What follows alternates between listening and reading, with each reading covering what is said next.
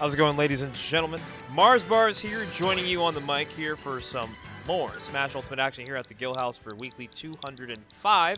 And we got a big one, all right? Last week, we were kind of small in terms of attendance, but we've decided to double that up for tonight's weekly at a mere number 48 entrants. So this is going to be a big one. We got a lot of early sets to be streamed and a lot of early sets for potential upset, because there's a lot of players in that top 24 vicinity of the bracket that are going to probably make the more noise. So I'm actually looking forward to seeing what kind of upset we might get ourselves underway for sure. And yeah, they did add carpet to it. We got meo2k joining me here for our first set. We got Ampha versus Jubliani.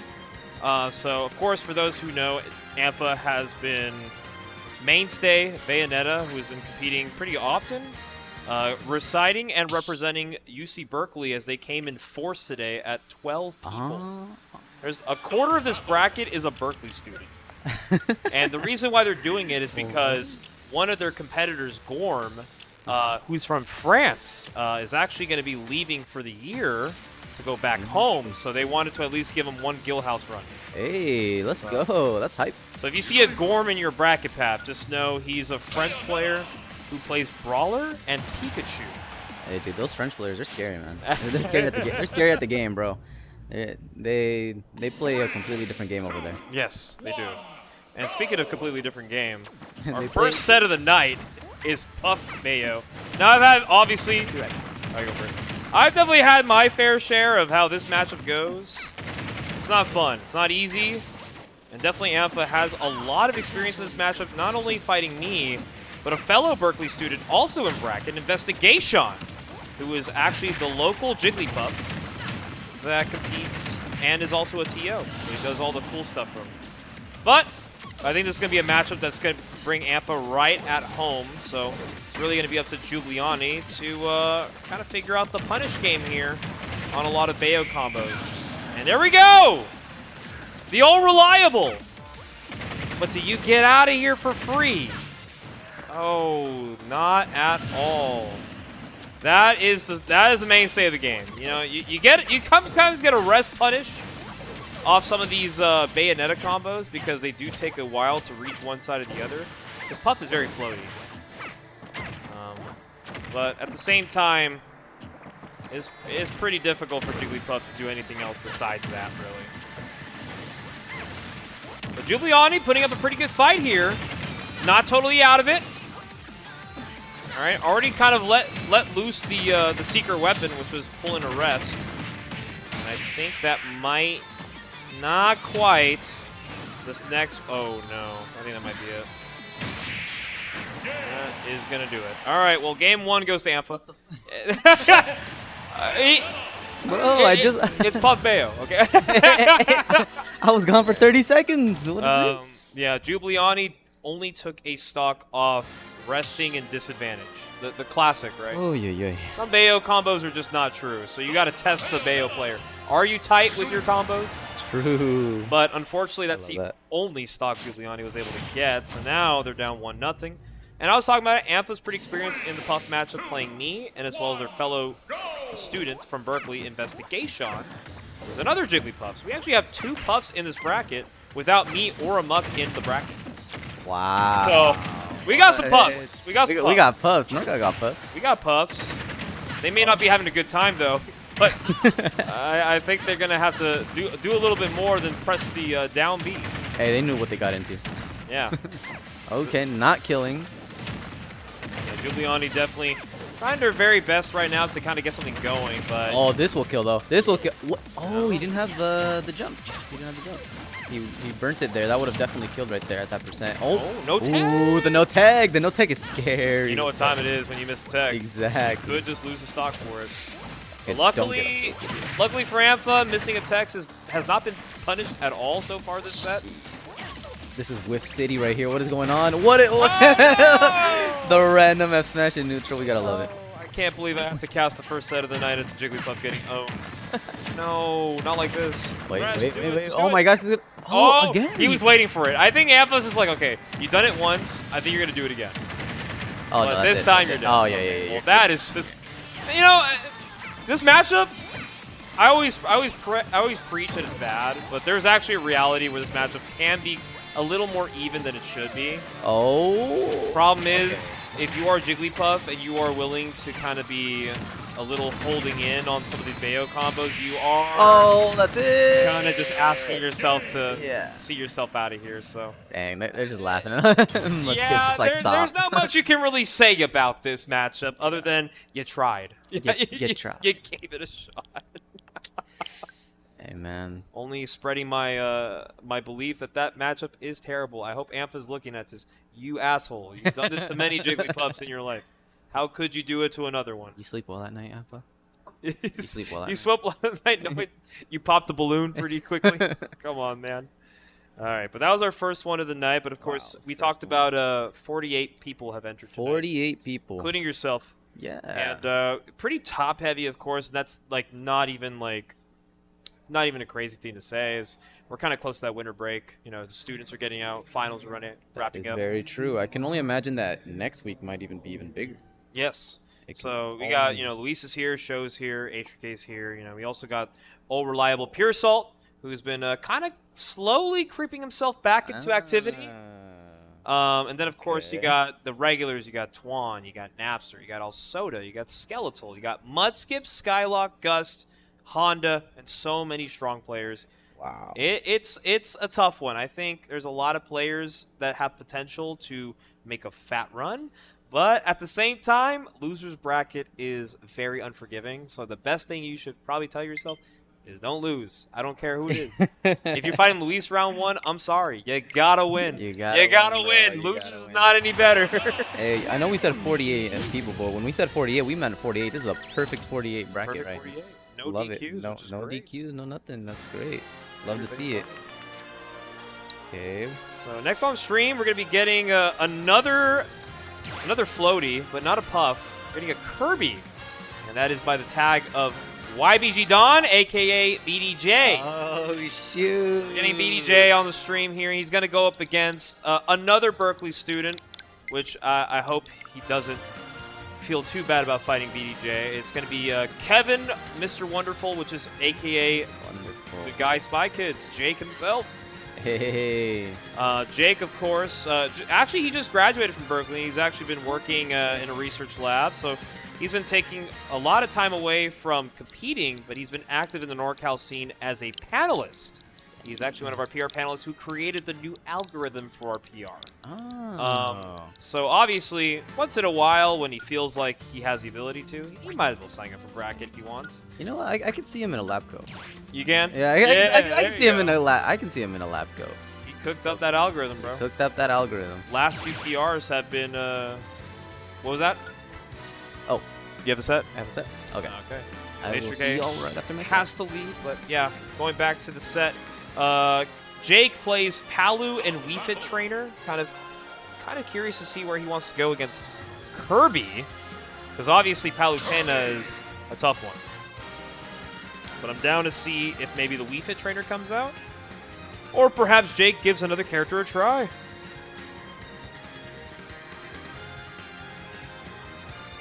I'm gonna pull up the chat on my phone really quickly. I don't know if I missed anybody in the chat, but if I missed you guys, hello. I'm back. Alright.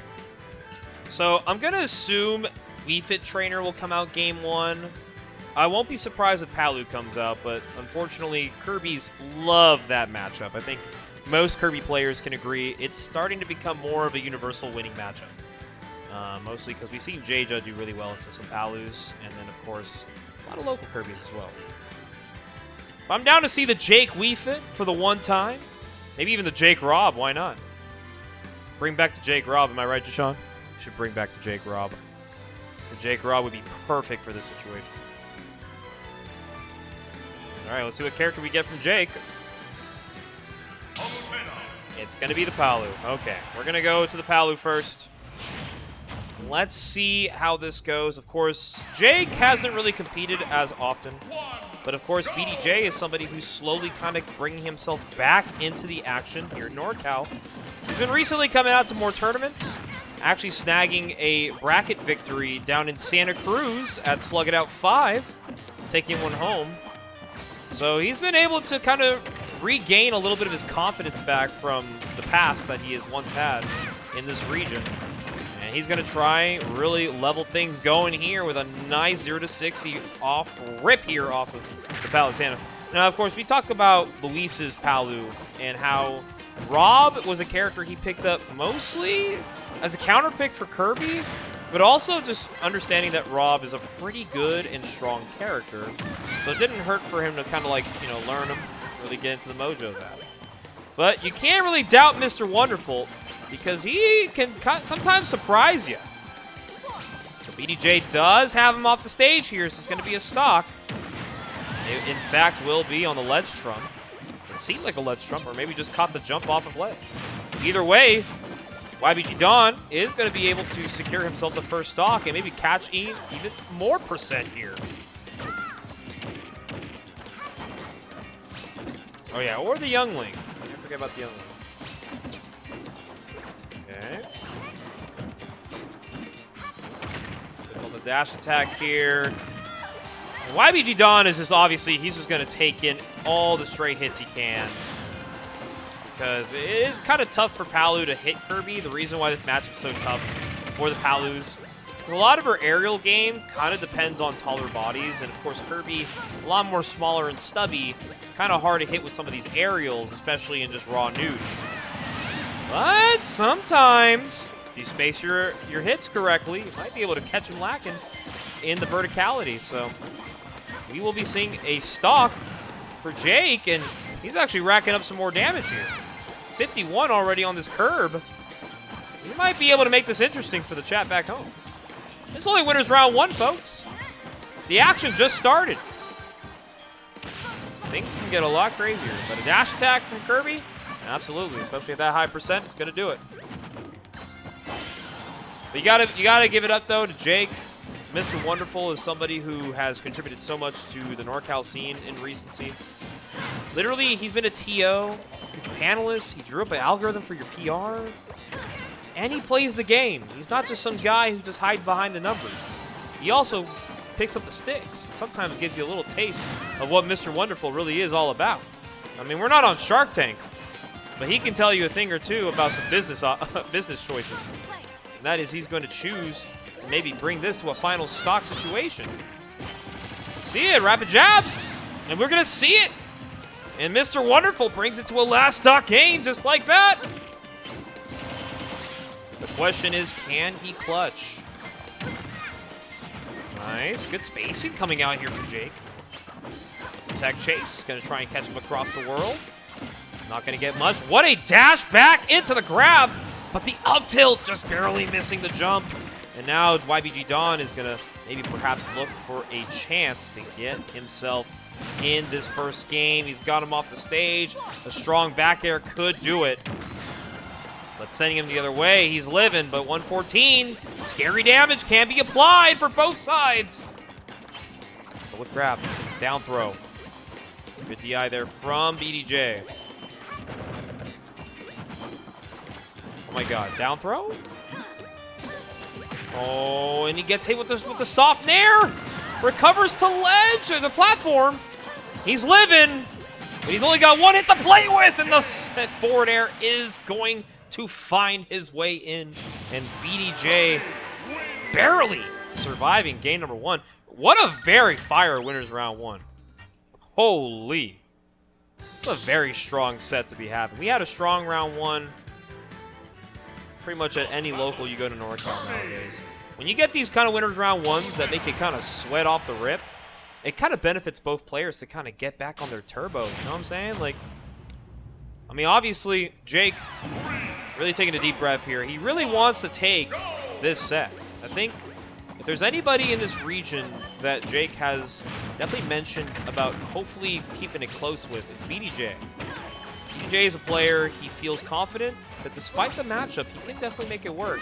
And that game 1 was pretty good proof that he is very capable of making it work. But of course, BDJ, he is not going to let game number 2 be any easier. Now he's got a little bit of the download in him. He kind of knows what you want. He's going to look to punish you in many ways, more than one. And already a back air to kick that first stock. And BDJ is already at a comfortable lead here. 59 catches the high recovery, catches the air dodge, and BDJ is just racking up this percent. The back throw. Another back air. And that's going to do it. 2-stock lead here for BDJ. After a very strong showing from Mr. Wonderful game number 1, it's not looking so wonderful after all, as BDJ is kind of remembering why he likes this matchup so much and why the Kirby's have pretty much told themselves that this is pretty good for them. Right now on the verge, maybe putting this game 2 away in 3-stock fashion. Let's see, does Mr. Wonderful have what it takes to fight back a little bit here? He's got him off the stage. Early teleport. Skipping ledge, but he gets caught by a fair, and BDJ is going to catch the roll with an up smash. So 3-stock game 2 is going to go to BDJ. It is definitely a losing matchup for Palu. I believe it, Jarek. I've been told a lot of times by the Kirby's they like fighting Palu. And game 1 didn't kind of show it that much, but I think it was more so kind of like a little bit of some information for both players to kind of get used to each other. But, you know, pretty good set nonetheless. BDJ is going to be advancing forward in his winner's bracket. Meanwhile, our next set we got on stream, we got some familiar faces here at the Guildhouse. They regularly compete here. But it's been a while since the two of them had to have played in bracket.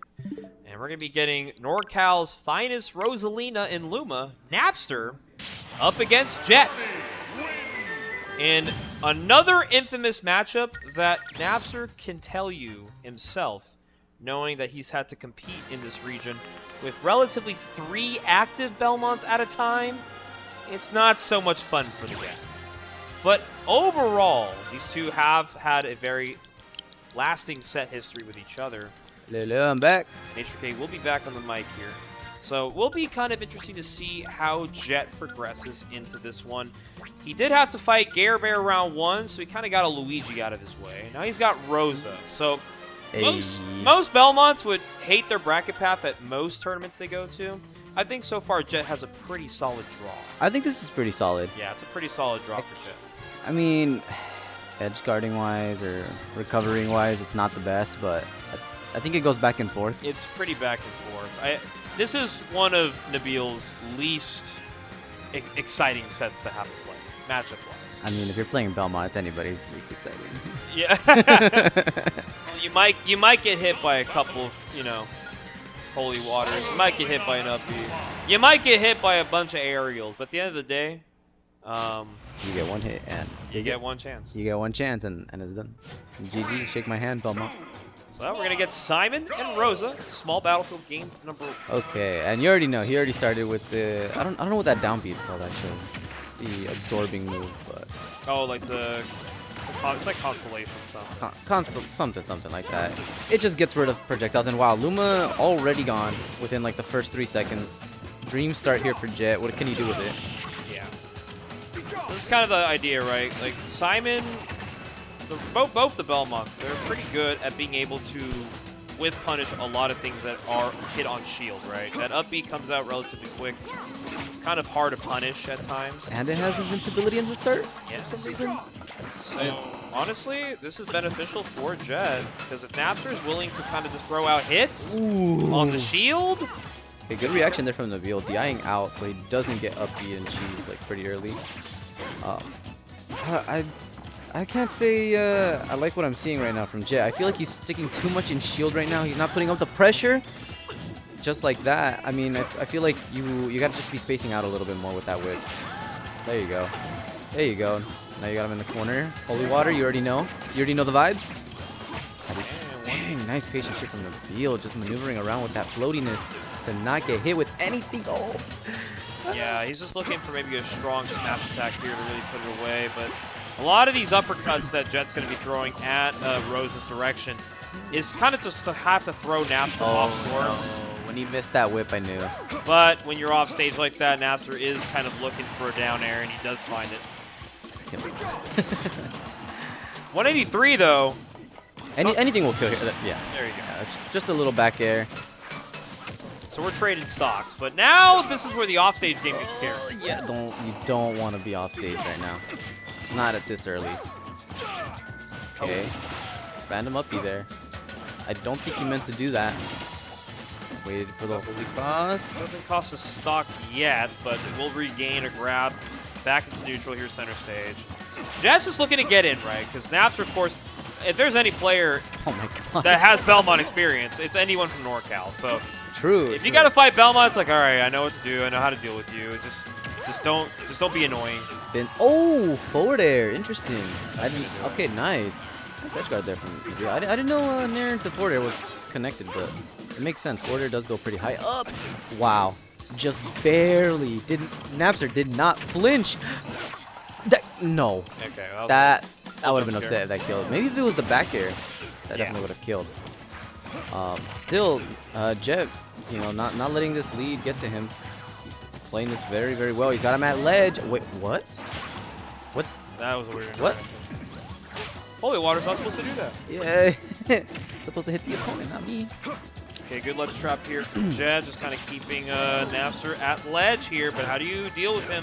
Now he's free. Gosh, this floatiness. You have to be so patient if you're Jet.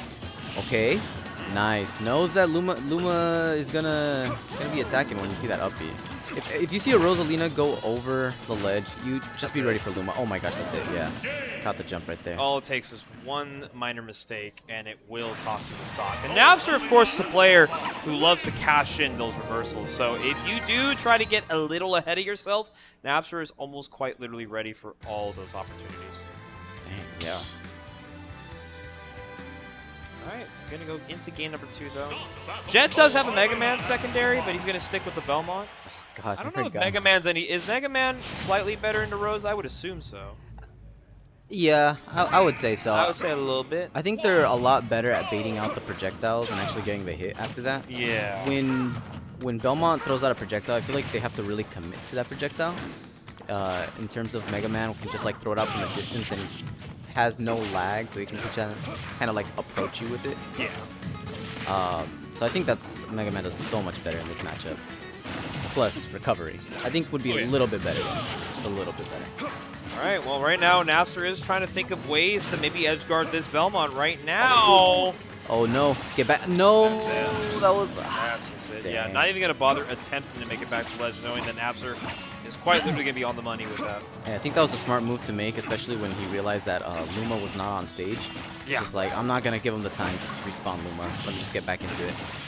Maybe get a hit in there right now. Not doing so bad. Already got rid of Luma already. Yeah, no. Oh my gosh, so ballsy going off stage with that's what I'm saying, right? You try to go off stage against Napster, like he is quite literally ready for you to kind of make any of those kind of haste mistakes. Oh, nice jump drift back. That was a very smart recovery there, and that's gonna be it. Up smash, only 62%. Nothing that Belmont can't make up, unless you're getting put in the corner like this.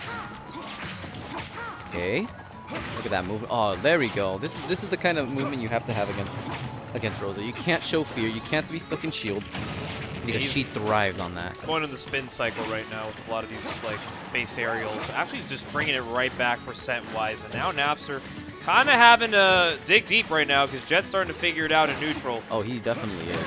Oh, okay, that downer was not the best. Oh. Damn. Caught you red-handed. Got you. Gotcha. And that's... Oh gosh, is that... No, please. If that would have the back air, that would have been it. Oh my gosh. But I think he's that's gotta jump. He's gotta jump. Yo, chill. He's gotta jump. Yep, he's gotta jump. Yo, Napster. Yo. Jet's like, you don't gotta like that anymore, guy.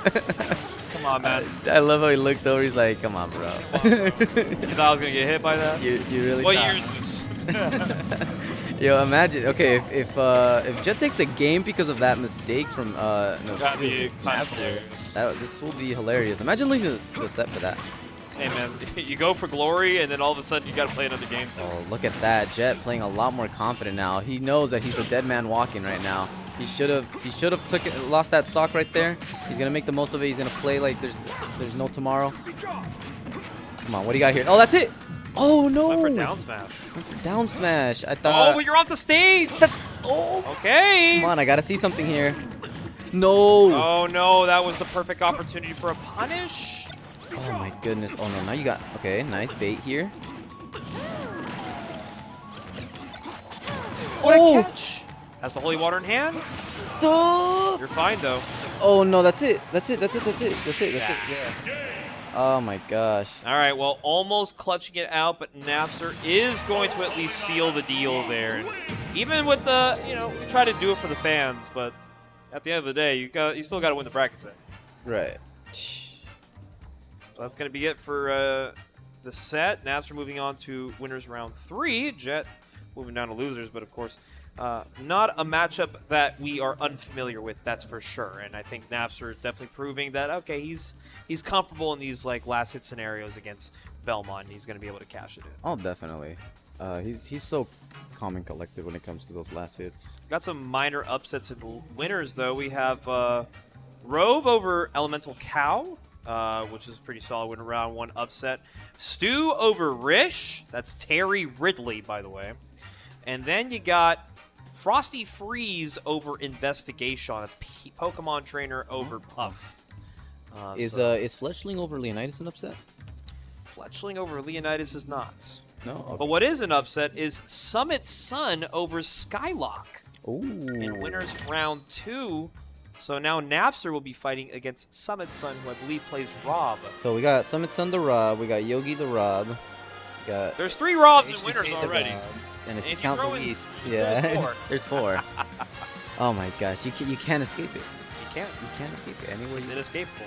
It's just to think that this isn't even like all the Robs we have. This isn't the typical Robs we see out here. We still got Bukan, we got Red Tune, we got Menace. Yes. I mean, who else? There's so many. There's a lot. Even the people that just kind of pull out like a pocket Rob also have that as well. Their back shoulder, but we usually don't stream a lot of weird sets, but I think this one's going to be interesting. So remember I told you about that one French player, Gorm? Oh yeah. He's got a chance to show his stripes here against Gust. Oh shit. So this is going to be Wario Brawler, or maybe we might see Sephiroth Brawler. I don't know which is more enticing. I think one or Brawler's the the move here. I think Well, Gorm plays Brawler, and Gus plays Sephiroth and Wario. Oh, okay. But Gorm does have a Pikachu, Pikachu. which is kind of a demon character for Gus specifically. So I don't know if Gorm knows that, but I think it doesn't hurt to try Brawler. And if the Brawler doesn't seem feasible, I think Pika Wario doesn't sound too bad either. Maybe. Interesting. So this will be a fun one. Gorm, of course, for those who don't know, he is a student at UC Berkeley, and he is actually moving back to France for the holidays, and I believe for the course of the next semester. So we will not be seeing him, but he has given Berkeley some hope that Brawler is a strong character. I think we all know that. But he hasn't come to anything outside of Berkeley's gates. So this is kind of like his first real NorCal bracket. It's his debut. It's his debut. His one and only guild, but he's hoping to come back more because first thing he said when he came by was, "Damn, this place is big." Oh, ain't that right? Ain't that right? Ain't that right? Yo, the amount of times I've heard Mars glazing Guildhouse, bro. Peak. It's peak. It's peak. Because a lot of players know when they come to Genesis, they are looking forward to the festivities at the Guildhouse. Oh. You see that in the background? Also peak. Also. All right, well, we heard it. We got Wario Brawler here to kick things off for game number 1. Now, luckily for Gust, this is a matchup he's familiar with because he's fought M4, who's the other Brawler in bracket, various times. So I've played both these players, funny enough. I went to the Berkeley bracket on Sunday, and I actually had the treat to play both Brawlers. I played Gorm in winners, and I played M4 in losers. Oh. I was able to win both, but they were not easy. Never is. It's Brawler. But yes, both these Brawlers play completely different. They don't have a playstyle similar outside of, yeah, maybe getting your confirms. But like everyone who knows how to get their confirms is going to play the same in that direction. But Gorm's neutral and M4's neutral are two worlds that do not collide. So this is going to be maybe a wake-up call for Gust. Because if he's used to one brawler, he's going to have to erase everything he knows about brawler neutral and focus on Gorm neutral. This is going to be a different narrative here. Definitely. Also, they might have completely different movesets as well. True. I think, if I'm not mistaken, Gorm does not rock suplex. Okay. I think he uses the side B. What's that side B that like flares up? Like burning something. Yeah, burning kick. Burning kick. I don't know. He's a burning kick user, but everything else pretty standard for brawler. You got the thrupper, you got the mock punch, you know. So nothing too crazy out of the ordinary. Let me look this up because I should know this. Yeah, I'm asking you, the one guy who plays brawler for so many years, man. Okay, let's see. All right, but let's see. We don't have the moveset on the in-game tag, but I'm pretty sure we can figure it out as the set progresses. So you can see Gorm not opting to go for another up tilt. He just went for the rapid jab and got guaranteed damage. But watch out, Wario, when you're at 0, you get nared? Oh, boy. Oh, wait, he does have suplex on for this one. Okay. Burning drop kick. There we go. Burning drop kick. Burning drop kick. There we go. We have good names. We have good names. I got like 75% correct. All right. Okay, wow. Right now with the lead, down throw, up B, not going to kill, but some good damage here. Oh, I thought he was going to just let the thrupper rip again. Yep. Okay. Well, maybe it's a win punish. But like to catch a jump, that's kind of gnarly. Oh, that was back air. He meant to do back air right there. That would have, that definitely wouldn't have killed, but that would have put him in a really good position. Yeah. Still in a good position right now. Ooh, wow, weak up tilts. I thought we got rid of that. I thought that doesn't happen. Okay. He's playing a little too antsy right now. He wants to get the kill really bad. He thinks, okay, Warrior's a high percent. I gotta kill him now. Yeah. Okay. There it is. Up smash is going to secure the deal there. Finally getting that first stock here on Gust. But now Gust going to try and fight back here. 113. Doesn't quite get the stock yet. Yeah, you cannot grab forward tilt on shield. Oh, that's unfortunate. Living though, but no. Bear is going to just clean it up. That's just a burning drop kick All right right, you're the expert here. How heavy is Brawler in comparison to other characters? Like how heavy, like what's a character that's like relative weight to Brawler? He's a fast faller, but I think he's like pretty mid-weight, I believe. Okay. I could be wrong. What do I know, right? So I just play the character. Basically, in other words, it's going to take Wario more than just a couple aerials to kill this character. Oh yeah, definitely. He's not the lightest. Oh, but he's looking for these setups. Not the heaviest either. He's looking for these setups too. Yeah, right there. That should. Oh, okay. Classic. Interesting. Using it in that percent though. Okay, I mean, he wants to build up more WAF. That makes complete sense. You're going to hold this lead, maybe play out maybe another 30 seconds or so. You kind of want to make sure you can maybe get some insurance on Gorm. Oh, okay. Because Gorm is looking for the kill. 102% on this Wario. Oh my gosh, the scramble situation here is still not taking any percent right now. Got him in the corner. You already know it's back air city. Back air time. Oh, he keeps trying to reverse back air. I can see it. Okay, nice air dodge, but doesn't follow the drift. Back air, not going to do it in the corner.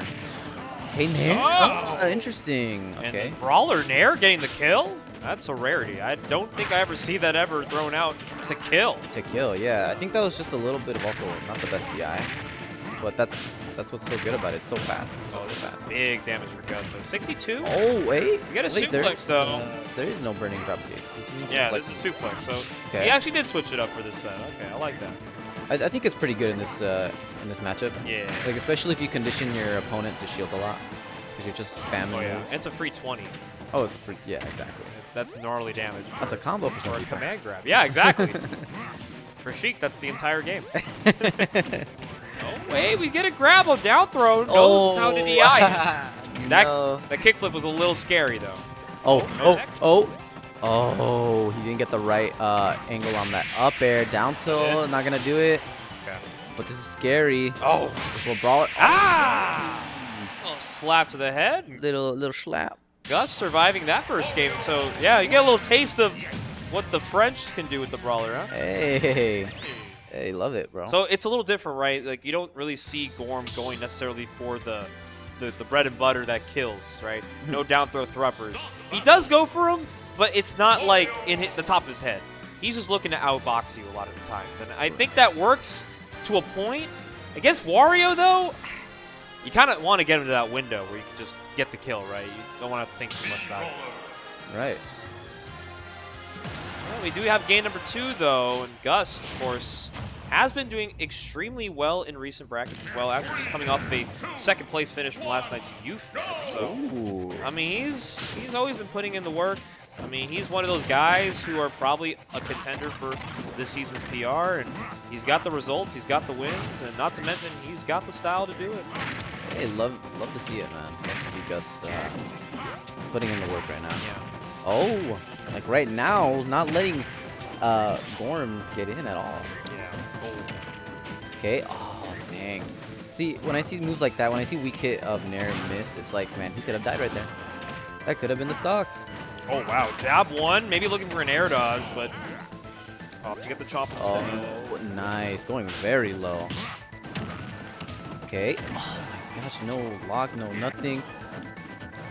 And also, fun fact, Gust is playing FF7 battle music because he recently just started playing original Final Fantasy VII, so he's pretty hooked. I saw him at YouthNet plugging his setup in, and he already had FF7 booted up, and I'm like, oh, you dog, you've been gaming. Oh, you gotta love it. You gotta love it. Okay, cool. Fighting back though. Gorm, back air. You already know what time it is. Back air, Nair. How you gonna get off the ledge here? Another Nair? Give it to me. Okay. Oh, no. No, okay. Up air. That could have been the stock right there. Okay, no jump. How you gonna... Oh, he doesn't commit into it. Back pedal. Yup. Gonna go up there and go for the uppie? Nah, I would have. So scary. Okay, how are you gonna get the stock here as Gorm? You have to play so much more patient against Wario. You know, you kind of need a stray bear, something to get the kill here, but... Oh, that's unfortunate. Okay, not dying, though. I'm sure... Oh, dang, getting caught up with the feint jump. That's the worst feeling in the world, getting caught up with feint jump. It's your only option, but it's a booty cheeks option. Yeah, okay, I'll do it. Wow. We get the thropper kill.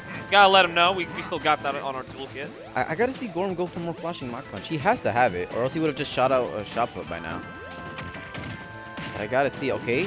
Okay. Oh, wait. Big conversion for 43. But Waft is on deck here for Gust. It's not over till it's over. I mean, you are a brawler. Just... Oh! He wasn't ready. Get out there. Second? No? Yeah. Just get out of there. Just get out the way. Yeah, don't roll. Oh. Oh, wait! No, not gonna get it. Okay, but 82, pretty good here. Okay. Nice, good trump with the bear. Still not killing yet. Gosh, scary here. Oh no, do you have no jump? Okay, you do have a jump. Oh, okay. And he just lets it rip. Doesn't have Waft anymore. Let me see flashing Mach Punch, just one. My move is busted. You haven't really been seeing a lot of those. I think it's so good on Brawler's kit because all of Brawler's moves are just one hit. Yeah, they're one singular hit, so when you throw out the random flashing Mach Punch, they drop shield way too soon. And they always get caught up by it. Okay? Okay, that's really good maneuvering from Gust, and he will take it 2-0, so does avoid the Brawler Mania. Gust showing there that he knows the matchup. Yeah. He knows how to play against Brawler. Plays a lot of that matchup here in NorCal, and luckily it does come in handy at certain times of his career, so he'll happily take it. In other words, we also got some more minor upsets in Winners Round 2. Get ready for these ones, H3K. We got Toblerone over Ray. And now we're going to be getting potentially Pure Salt Toblerone for a top 16 winners qualifier. I got another game? Okay. H3K's got to fight Yogi, so you got to fight another Rob. Hey. Hey. Meanwhile, we also have another upset in Winners Round 2. We have... Who do we have? Ampha over Jangi. How about that? So Ampha will now be getting the chance to fight Sho in Meta Knight Bayonetta. That is a matchup you don't really get to see all that much here in NorCal, but hey, you get to see it. So Ampha will be fighting Sho in Winners Top 16 qualifier. Summit Sun is fighting Napster in Winners Top 16 qualifier. There's a lot of really unique matchups that I'm starting to see here in the winner's side bracket. And I'm telling you, everybody's a killer. I think it doesn't really matter how good you are at the game. You got to back it up. You got to show up to your local, and you got to let them know that you still got it. You got to let them know that you can still partake in some gaming. I'm happy to see Toblerone. Toblerone, of course, earlier in the summer was kind of struggling a little bit with some of his results, but he started ramping up since Genesis Black. Don't forget, the boy got 9th place at G Black, that boy Toblerone. Not to mention he's been improving at his locals, and he's also been taking some pretty good wins. Recently taking one over Twan in last week's Guildhouse. Jake, come up. Come up here. Wherever you are, come up here. Let's get Jake on the commentary. Huh? If you see me, get up. Get up here. Where are you? I make eye contact with you. Jake, turn around. Turn around. I'm staring at Jake right now. Turn around. Turn around. Get your ass upstairs. I just saw him. Just trying to get him. Oh, man. That's awesome. All right, guys, we're going to be getting Mr. Jake over here on the mic. What's up, man? How you doing? We got Jashawn in chat. We got Jashawn. We got Wesa, Schmoop. Dio in the chat. Yeah, man, how's it going? We got Louis Money versus Fletchling. I believe that means Fletchling took it over Leonidas. So, this is a Winners Top 16 qualifier. Did you hear about the upsets already happening in Winners Round 2? Can't say I have. We had a Toblerone over Ray. Solid. And we had Summit Sun over Skylock. Okay, okay. And then we had Antha over Jangy. Woo! These brackets kind of fire. Yeah, it's only like 40 people here too, man. Like, Little 48 man. humble 48. It is a humble 48. We don't get to necessarily see a lot of Luis sets early. For sure, yeah. But it is kind of a treat whenever we do see some players we haven't seen in a while, and Fletchling is definitely one of them. No, absolutely. Former PR Robin main. Yeah. She is not as active, and it's not her fault. I know that her sub-region, unfortunately, does kind of lack the tournament space. Yeah, I've heard, yeah. Unfortunate, too, because it's like, at least in this set specifically, like, you know it's going to be, like, she's going to make it a good one, too. Yeah. Like, She's always been a solid player all sure. around. And, you know, the best thing about Fletchling, I've never seen her upset. oh, yeah. She is always happy to just play the game.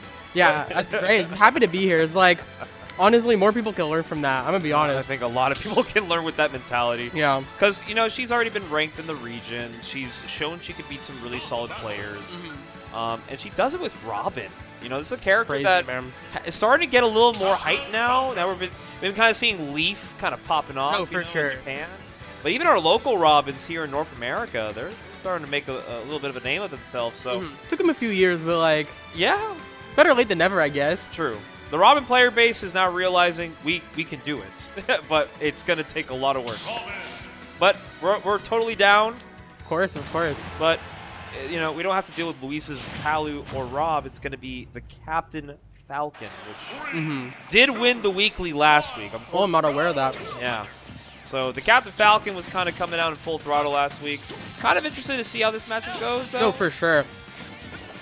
Because I feel like just on paper, it's going to be a lot of that. It's going to be a lot of the B button, just like keeping him out of there. But it's like, but it's Luis, bro. Like once he gets in, like you're going to die. Like, let's be real. Yeah, it's like Mr. Fundy's over here, right? Like he's done an Iron Man. He plays like virtually 20 different characters in bracket. Realistically, like if he's playing a different character, he tries to let his opponents know, I'm not playing this character because I don't think you can beat my main.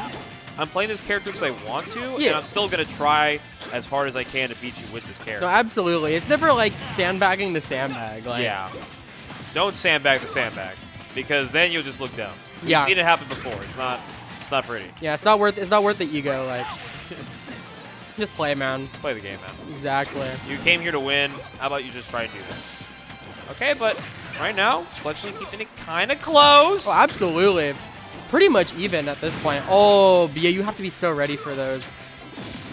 Kind of that's kind of the crux against Falcon is just like he has so many random things that can just kind of kill you at random like instances. Like you just have to be ready with that for that up B, for example, or just like super niche interactions where it's just like, I don't know, he's gonna hit you once randomly and you die. Yeah. Good use of the wall jump there, too, to kind of mix up the recovery and the dash attack. It's going to be enough to get the kill. Back to it. Here we go. Let's see it. Oh, almost a brutal edge guard sequence. But somebody died. Somebody had to die there. Absolutely. Okay. Oh. Yeah, Chekhov's edge guard right there. Someone had to die if they were both off stage. I always see Luis go for the aggressive edge guards, kind of like the classic Elite Smash Falcon does. Yeah. But like, if you let it happen, like, damn. But if you reversal it, good job. You don't give Luis freebies. Yeah, but that's like kind of honestly, it's kind of like the good player check because it's like they have to always be ready for stuff like that all the time. I don't want to give Luis what he wants, especially if he's just looking to kill you all the way down there. Yeah, many such cases too. Okay, we do have Robin at 139. I think a backer can probably do it. Nosferatu is going to be able to get a little bit of that percent back. Yeah, clean edge option. Scary, though. Oh, absolutely. Oh, interesting Elwin interaction there, too. Nice, gentleman with jabs. Classic ledge trap. Oh. Whoa! That's where it's like, if you're Fletchling, you're like a little bit pressed about that. Yeah. Like, because you had your win con and you just got lost just like that. Nice. Okay, we get a punish, though. 116 on this Falcon. Yeah, anything can happen in this percent. Ooh, nice. Unfortunate. Okay, 180 though. But no. No Elwin. Yeah, no mana to make it back. I see. Oh, late hit Nair 2 into the Raptor boost. So much damage here, and Falcon is one of those explosive characters. They can kind of just wrap up the stock in mere seconds. Absolutely, especially since like Fletchling's been shielding. I mean, in anticipation, of course. Yes. But like, she's just getting up-E'd frequently and is leading to so much damage each time. Where it's like, no matter what you do, you're getting hit. Ooh, unfortunate. Yeah. And speaking of getting hit, yep, the downer he's looking for finally puts it away. Game number 1. Yeah, smiling and laughing through it though. That's admirable for sure. Yeah. I'm just happy to be here, man. And you know, I learned a lot from Fletchling because I'm just always like, what keeps you coming to tournaments? I think I talked to her once before. Yeah. And I was like, what keeps you coming back to tournaments even when you know, feel like it's out of the way, long drive here and there. And she's just like, I just like the game. I like the community. I mean, there's nothing wrong with what I do. And whether I win or lose, I'm just happy that I can still keep up with everyone. I think, you know, she's one of those players that she knows that the meta has definitely changed since her reign. But she's happy just to be able to say, yeah, I was able to, you know, place my seed. I kept it close with one of these new blood players. No, you know. for sure. I feel good about it, you know? And then she gets to hang out, play friendlies, smile, and, you know, give people some Robin experience, you know? Yeah, I mean, that's what it's all about. That's what it's all about, man. Yeah, just hanging out, having a good time, seeing your friends. Like, really, what else can you ask for? Well, there's not much you can ask for. We're going to be sticking with the Falcon here, and, of course, Fletchling sticking with the Robin, going game number 2. Yeah, not too surprising on either end. Might be a PS2 run back. No, Ooh, we it's actually get not. Battlefield. Okay. Sounds about right.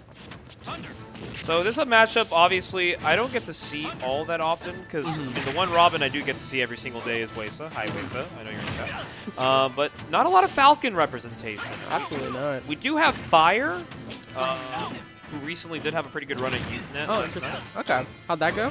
He got 5th. Oh, solid. Took a set off of Menace, and then was able to kind of keep it close with JoJo and Skylock, but Jesus, Falcon's a character. Yeah. Absolutely. Falcon can be the character. No, I think that's kind of partially why Luis is trying to like play this character, at least in the earlier stages of bracket, when he's expecting to win more interactions, because he's one of those characters where it's just like he could just kill you off of any interaction, and if he's constantly winning them, it's just like cool. I get through this quicker. Like sick. Happy that I can get it. Yeah. Alright, still keeping with 11 sort of alive here. 129 is pretty good percent here for maybe Fletchling to find a stock. Ooh. Doesn't find it. Missed tech chase though. Oh, solid, yeah. The anti-air with the falling up air does, in fact, linger long enough to hit Luis. Oh, baby. Yeah, Falcon is crazy because he can go for the edge guard or the down air off stage, but he's still got enough like hang time to just whip out another aerial. No, absolutely. He's just so scary no matter like the distance or like the relationship between you two on screen. It's just, like he can always do something, man. opportunity here. Okay. Absolutely. Rolls immediately. Doesn't get hit. Back to neutral we go. Center stage. Always great to have your Thunders charged up. Nice. Yeah, just wall out the Falcon. Not giving him anything. Okay. The Arc Thunder and catches Luis. A little bit of a sticky button right there. Almost killed though. He's gonna get the edge guard sequence. Not quite. Oh, our like double reversal. Never mind. I think this character also allows Luis to be a little ableist when it comes to being a reversal bot. Oh, absolutely. Like definitely. Like, come on, man. We're just running off the stage and throwing out up air. Yeah. They're both thinking the same thing right now too. Just like look at them. You feel good about that one? All right, this could be scary though for Fletchling. He's definitely feeling himself a bit there. Nothing wrong with that when you're stock up though. Okay, re-catches the sword, the up air galore. I don't know. Solid read there. There's a lot happening right now. Just get the Elwin recovery. He's not gonna find it. Good grab. Maybe we might get a situation. No, he's definitely trying to be a little bit silly, but we'll see if she can take advantage of that. I'm surprised we're not seeing more Elf Thunder. I feel like that would be kind of one of the better like projectile species. Oh my goodness, I just knew he wanted that. Yeah. Here's all watching in the background. Just I hate this guy. Yeah. Well, that was a very valiant set and effort from Fletchling. Oh, absolutely. The Luis Falcon will take it 2-0. Meanwhile, more upsets. How about that, Jake? All right, let's hear him. Mud skip over Skeletal. Ooh, interesting. I mean, I can't speak. You don't want to say it's an upset, but you know, the bracket sometimes do be saying. Yeah, by the numbers. By the numbers. Also, Honda over Twan. Solid. Which definitely shouldn't feel like an upset, but I mean, in recency, it does feel like both those players are pretty volatile. And absolutely. How they do in bracket. So I mean, it was either or. That sounds about right. Our next set on stream, though, you might want to sit down for this one, Jake. Pure Salt versus Toblerone. Okay, well, now I need to stand up so I could sit down. So, all right. Because you were right, but... I'm going to need you to sit your ass down. You were right. All right, let's see. Loser's side, any crazy wins? We got question mark over King Koopa. Ooh, that's a good one right there. That is a good one. Question mark over King Koopa. We got M4 over Plum. Solid. And then I passed by that one on my way up here, and there were like 15 people behind them. Oh, sheesh. Yeah. Well, because today was like the Berkeley day. Like everyone just showed up. I think like a third of the bracket is like came from the same BART train. I'm gonna be honest. Yeah, that's crazy. Actually. Yeah. Let me see. Gorm is fighting the Elemental Count losers. Ooh. Tragic. It's like the 5th Berkeley team kill already. It's yeah. it's only 8:30. Hasn't even been an hour. It's so hard because you can only seed a bracket.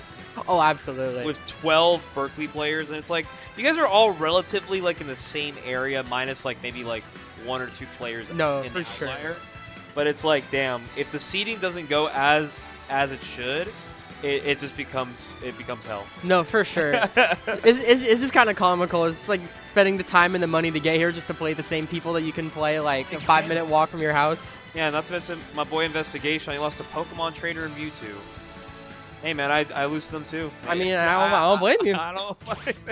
You're not in the wrong to be losing those.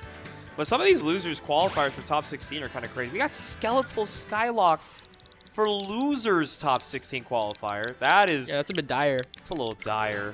Then you got Yogi versus Ray, Summit Sun versus BDJ, and then you got Ampha versus Leonidas. All to make top 16. We're far from maybe that potential happening in this winner's bracket. But if we want to talk about some upsets, look at Toblerone on the far right there. He is swagging out in that collared shirt. And the thing is he's as of late he's been Mr. Make It Happen. Like He's Mr. Make It Happen. He's been absolutely Mr. Make It Happen. He just wins. Like I'm gonna be honest. Like, seeding be damned, like, he just beats people on occasion. 7th place at last week's Guild, taking sets over Skylock and Twan, also taking Nano Ash to a Game 5.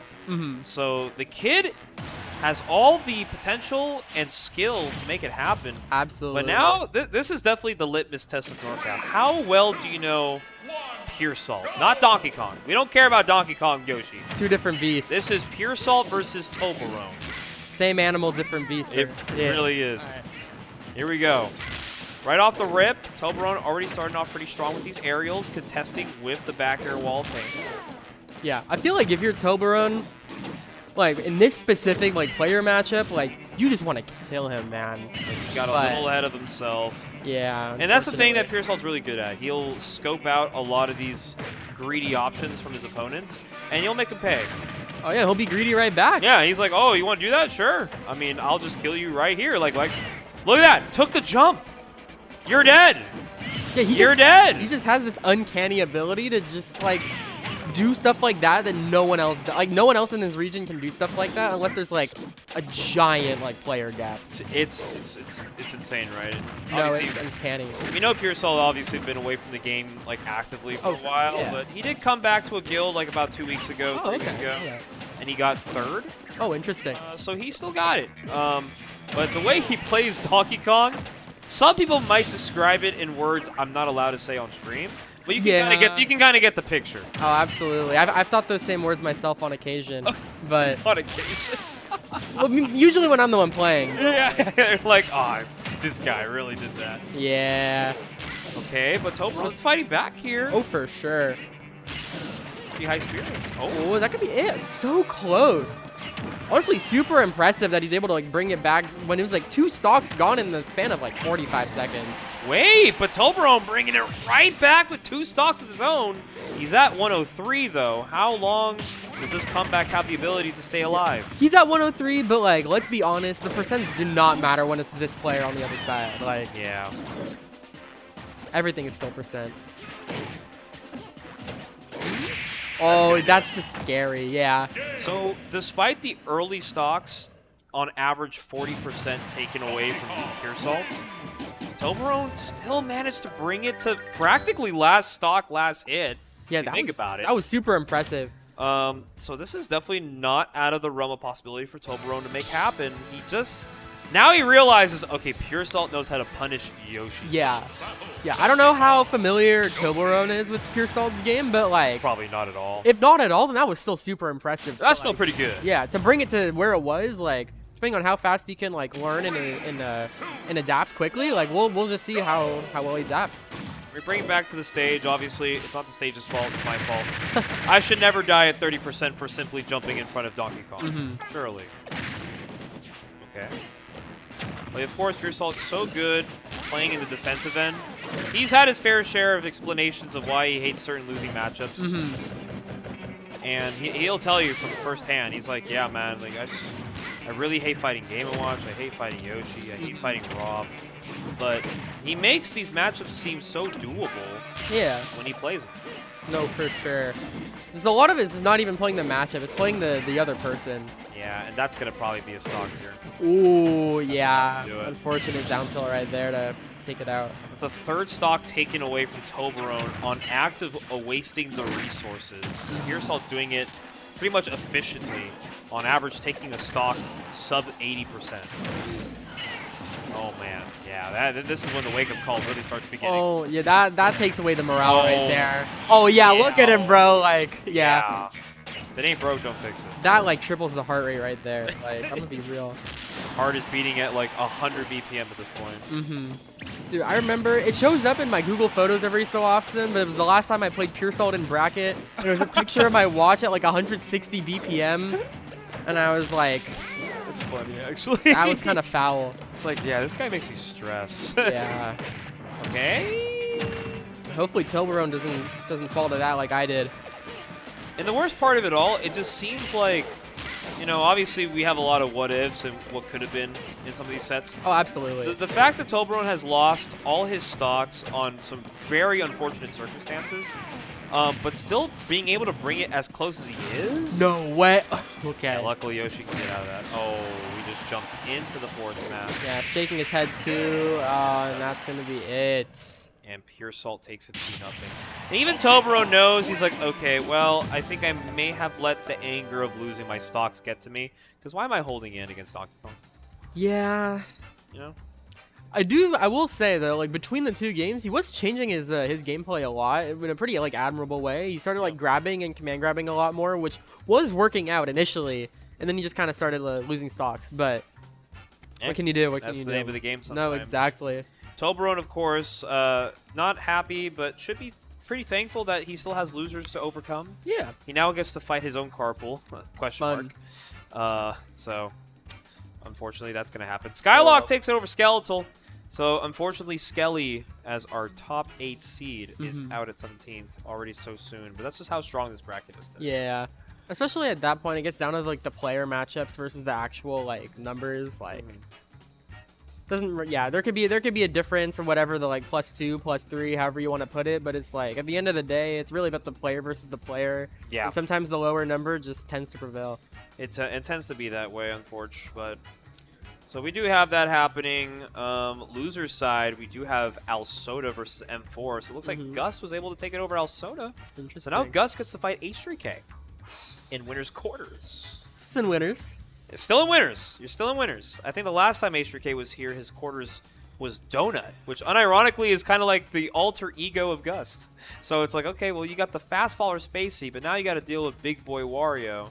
And they have a good set history. I think H3K obviously has won the most, but Gus in recency has taken some back and forth. So yeah, I'd imagine they play a lot. Like they're both like UFNet regulars, right? So I imagine they have a storied set count. They've crossed paths a few times. Yeah. Sure.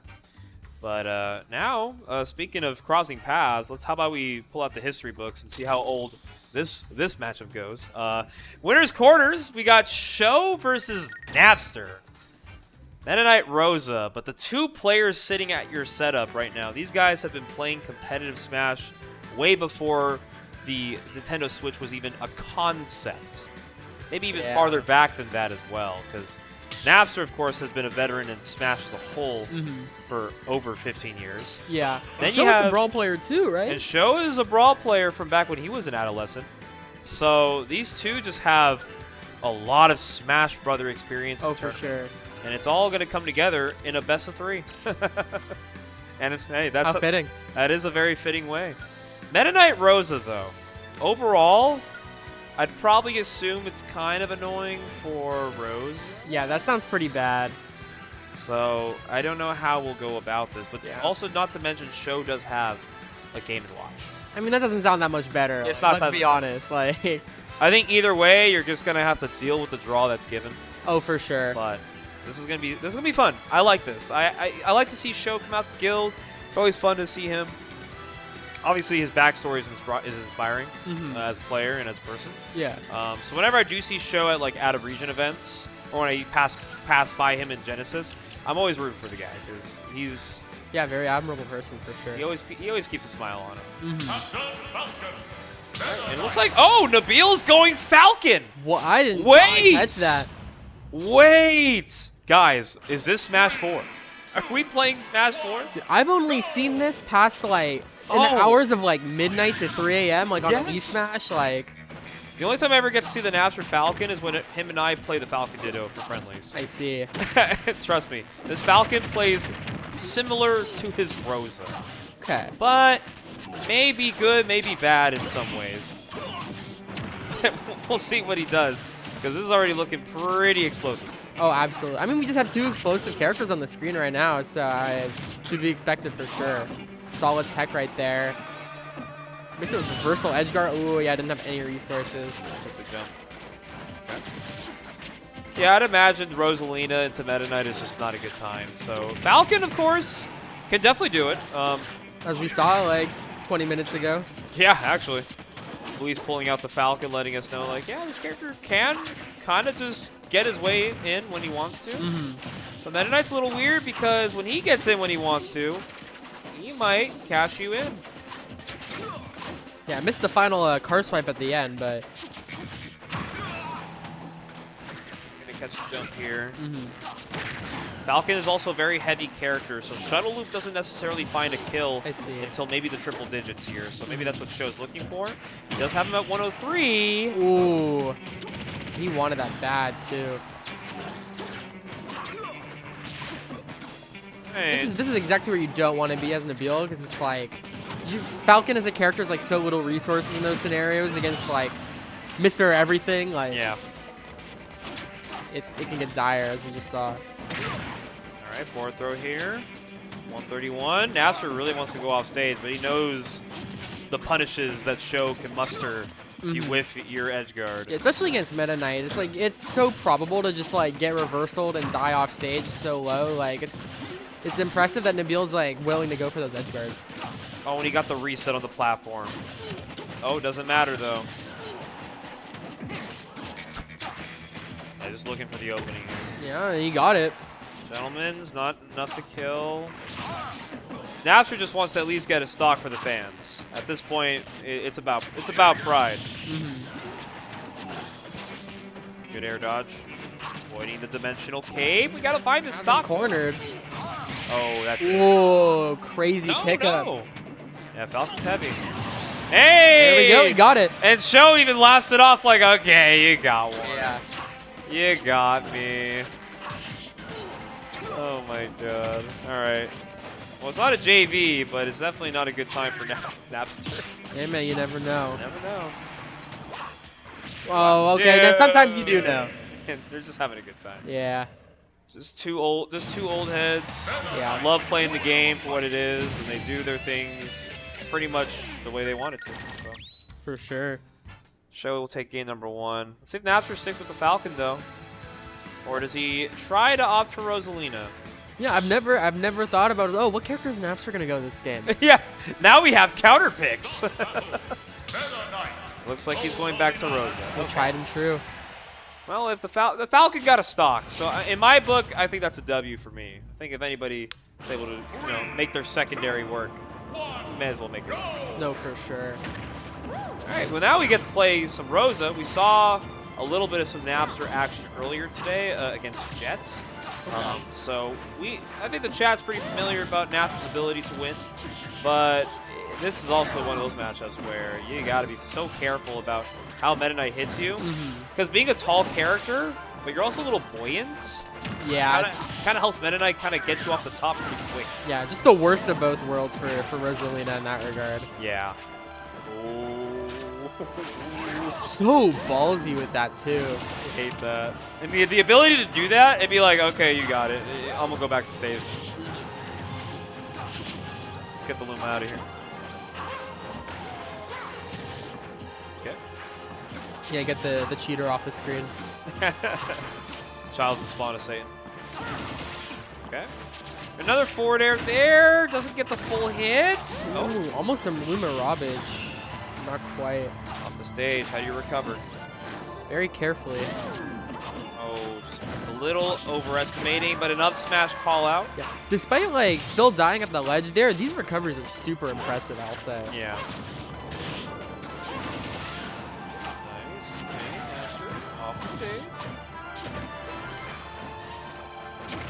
Oh, whiffed the grab, unfortunately. Just thought he had the Luma, I guess.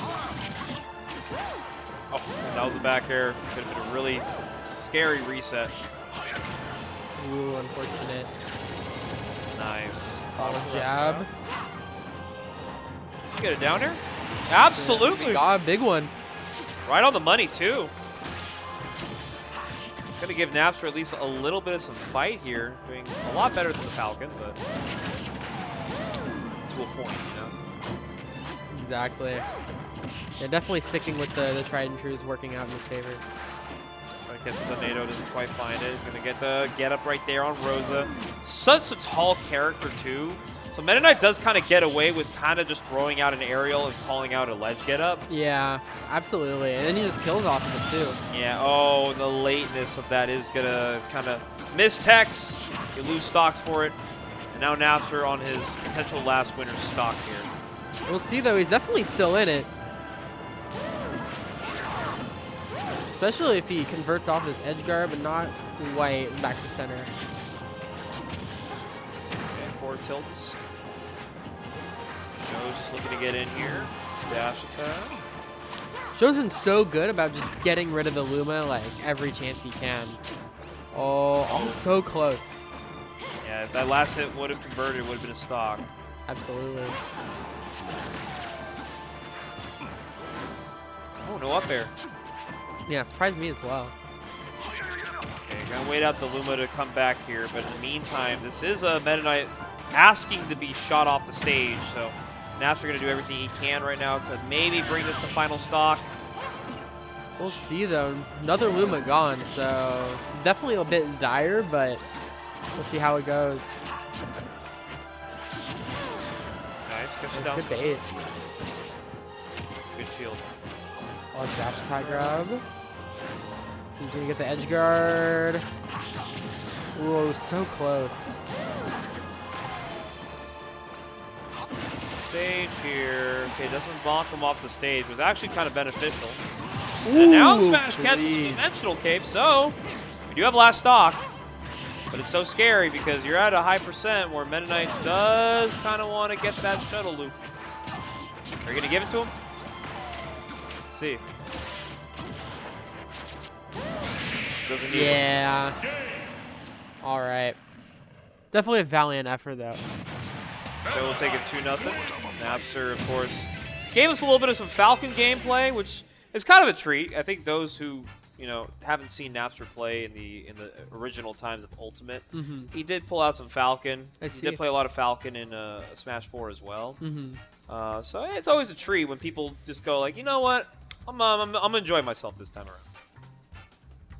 So now the next set coming up, as I was foretelling, so H3K versus Gust. All right, we got some good foreshadowing. So H3K, of course, one of our top seeds of tonight's bracket. I mean, not a surprise, as the guy kind of leaves and goes, but when he does come back to Guildhouse, he's no short of always making a trip to Grands.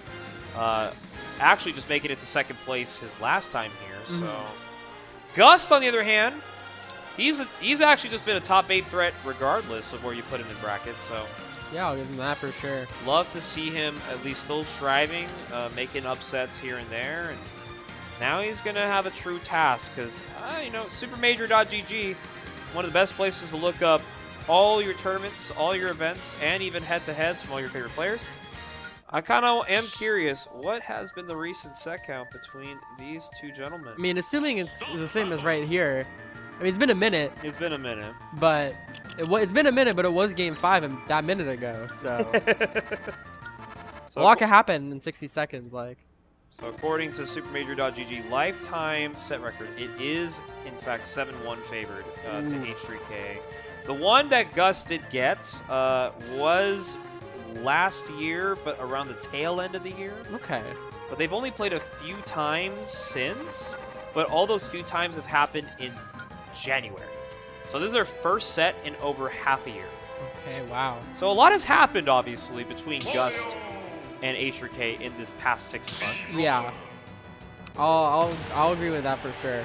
And now H3K is giving Gust not only his second brawler set of the night, already having to have to fight Gorm earlier today. Yeah, man. I don't know if Gus was playing in the Me Brawler crew battle at Berkeley on Sunday, Yeah, but he was not. he wasn't playing. Okay, well then he was watching and got some good info. He got info. How did people play Brawler if they don't play Brawler? Yeah, how did 10 people play Brawler? More news at 6. But yeah, this is going to be a fun one. Last time these two played was back in June. And it was a Game 5 set. And it happened at... It's looking like Kin to me. Yeah, looking at a kid. So, Gus is looking to, get a little bit of revenge. Obviously, playing against somebody who usually gives you a hard time. It's not always the fun time to deal with, but at least you're getting there because you made an upset. No, definitely. It's definitely bittersweet to see something like this happen. I think any player in the world would just be like, I wish my bracket was everybody I'm good against. Yeah. Unfortunately, that's not always the case. But Gus is pretty good in Smash, so that can at least pull him a long way. And this is best of 3, so both these players are definitely looking to make their mark. And let's see how it works. Yeah. Definitely a character that you can run away with the best of 3 for sure, too. So we'll see how it goes. Some war criminals on the stream, willingly showing their faces. Yeah, that's an understatement. An understatement for sure. Okay, tech in. Okay, avoiding a little bit of a tech chase opportunity here from Gust. Gust is, of course, looking to be a little safe because he does know one thing about H3K's playstyle. He's not necessarily looking to kill you the traditional brawler way. I see. He's looking to kill you like maybe most assholes want to kill you. Interesting. I feel like those two things are pretty like similar though, I'd imagine. You gave the character an asshole option, so everybody learned it. That's But a very good point. then you got that. If you want to recover high against H3K, guess again. Yeah. Yeah, I gotta make him forget that or something. I don't know. Yeah, getting hit by Thrupper as an anti-air option does not feel good. It's like the equivalent of me having to jump over my opponent in Street Fighter, and they just had the Shore You ready. Hey man, they could you be like me and have a leverless with the cheating input. Like, They will never see it coming. I will always punish a jumping opponent. that's true. But Gus was able to bring it back there on a nice back air find, being able to bring it to 2 stocks apiece. But this is kind of scary though, because as H3K progresses to get more info on you. That was a nasty pivot grab. Wow. Yeah, he's also looking to maybe get his combos.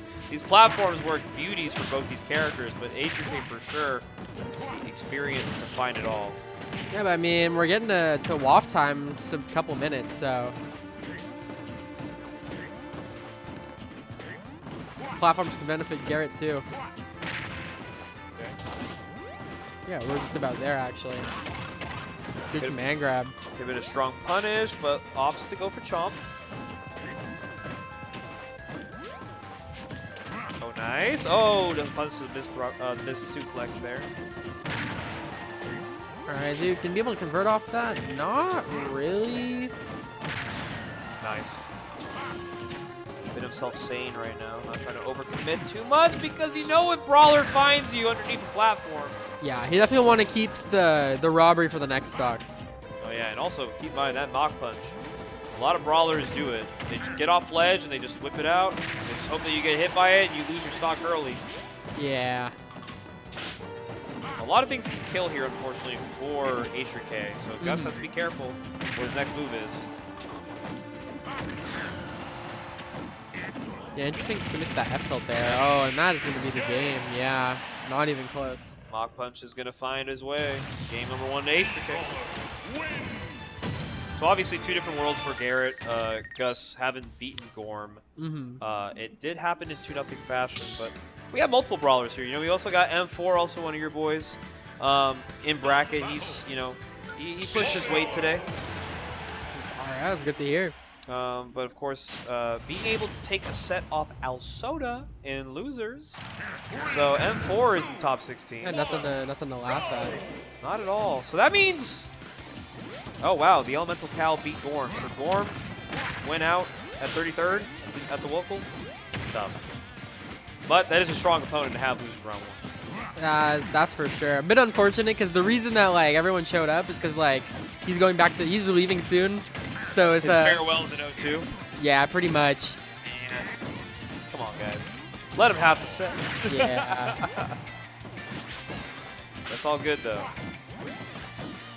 We're back to neutral here on PS2 here. Getting your early combos. Gus is opting to just, you know, be safe about it.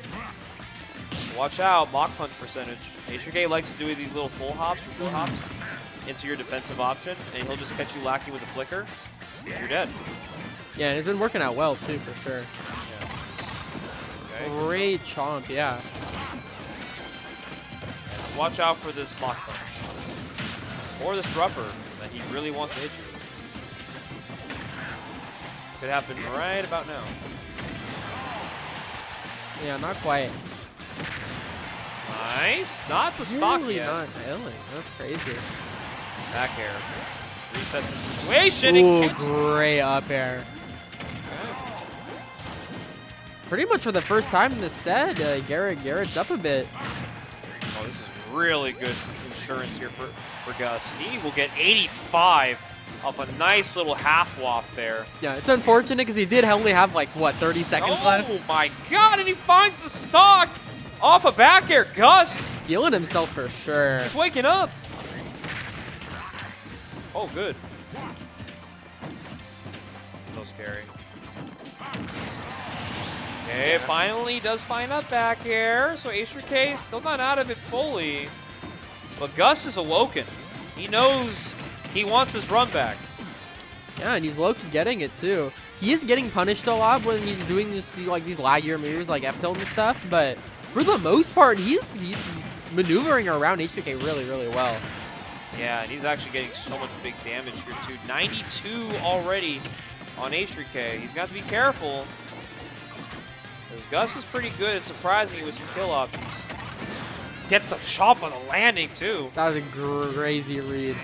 And also another thing that Gus is pretty good at doing is calling your jump with an up smash.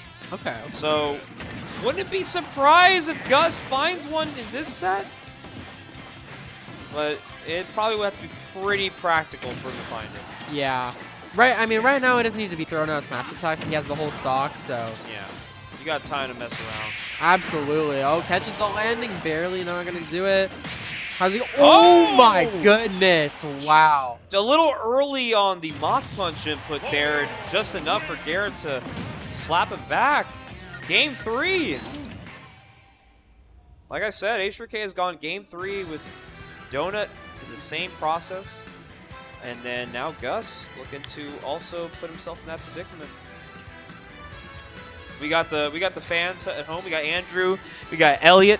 They're rooting for their boy Garrett. They're like, hey man, he could take a game. He could take a set. Yeah. But H3K unfortunately is not a brawler specialist. If he doesn't feel the brawler is right, he will opt to go Rob. He will opt to go Sword Fighter.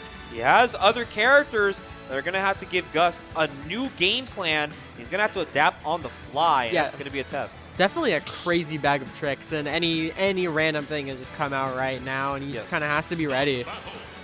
Definitely a lot to ask for as a player. Yeah, like, here we go. There you go. The Rob is coming out. Hey, but, you know, if you're able to at least shave off the brawler, you're doing something right. But the Rob is a tough task, because this is the character that H3K is tried and true, consistent with, and has always done very well in bracket with. So we shall see how Gust pays off in this matchup. He does fight a fair amount of Rob sets. Oh, for sure. So it's going to be a matter of, you got to pick apart H3K's playstyle habits here.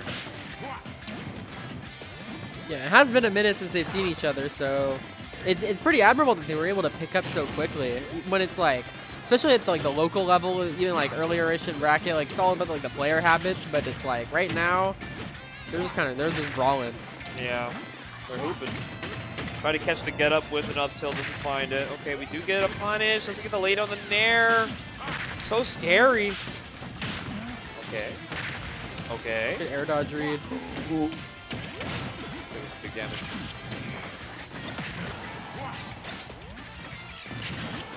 Yeah, what do you do here as Wario? You got Rob with the gyro in hand. He's going to look to slap you, and the grab is inevitable. It's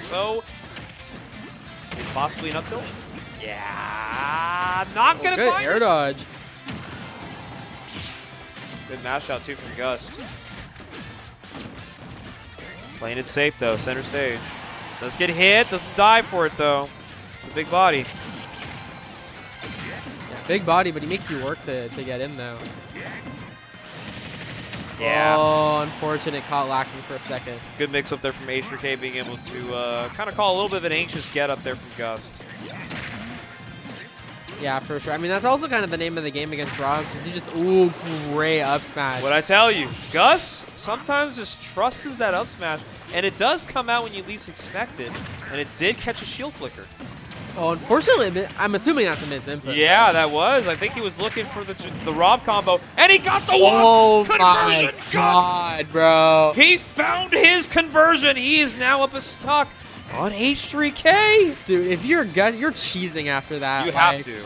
But you got to stay composed because it's far from over. Yeah, I mean, Rob can do the same thing. He's not on a timer. Like, Okay. Wow, Gus is actually all over H3K, and he is taking his sweet time to rack up the damage. The folks back home love to see it. But can Gus clean it up? we'll see. What a re-grab. Nice, good drift. Straight to the edge of the platform. Going to the edge. Just playing around there for a minute. Oh, and he teched in again. Wasn't ready. Looking for a chomp. That's going to do it. Yeah, unfortunate. Now it's last stock.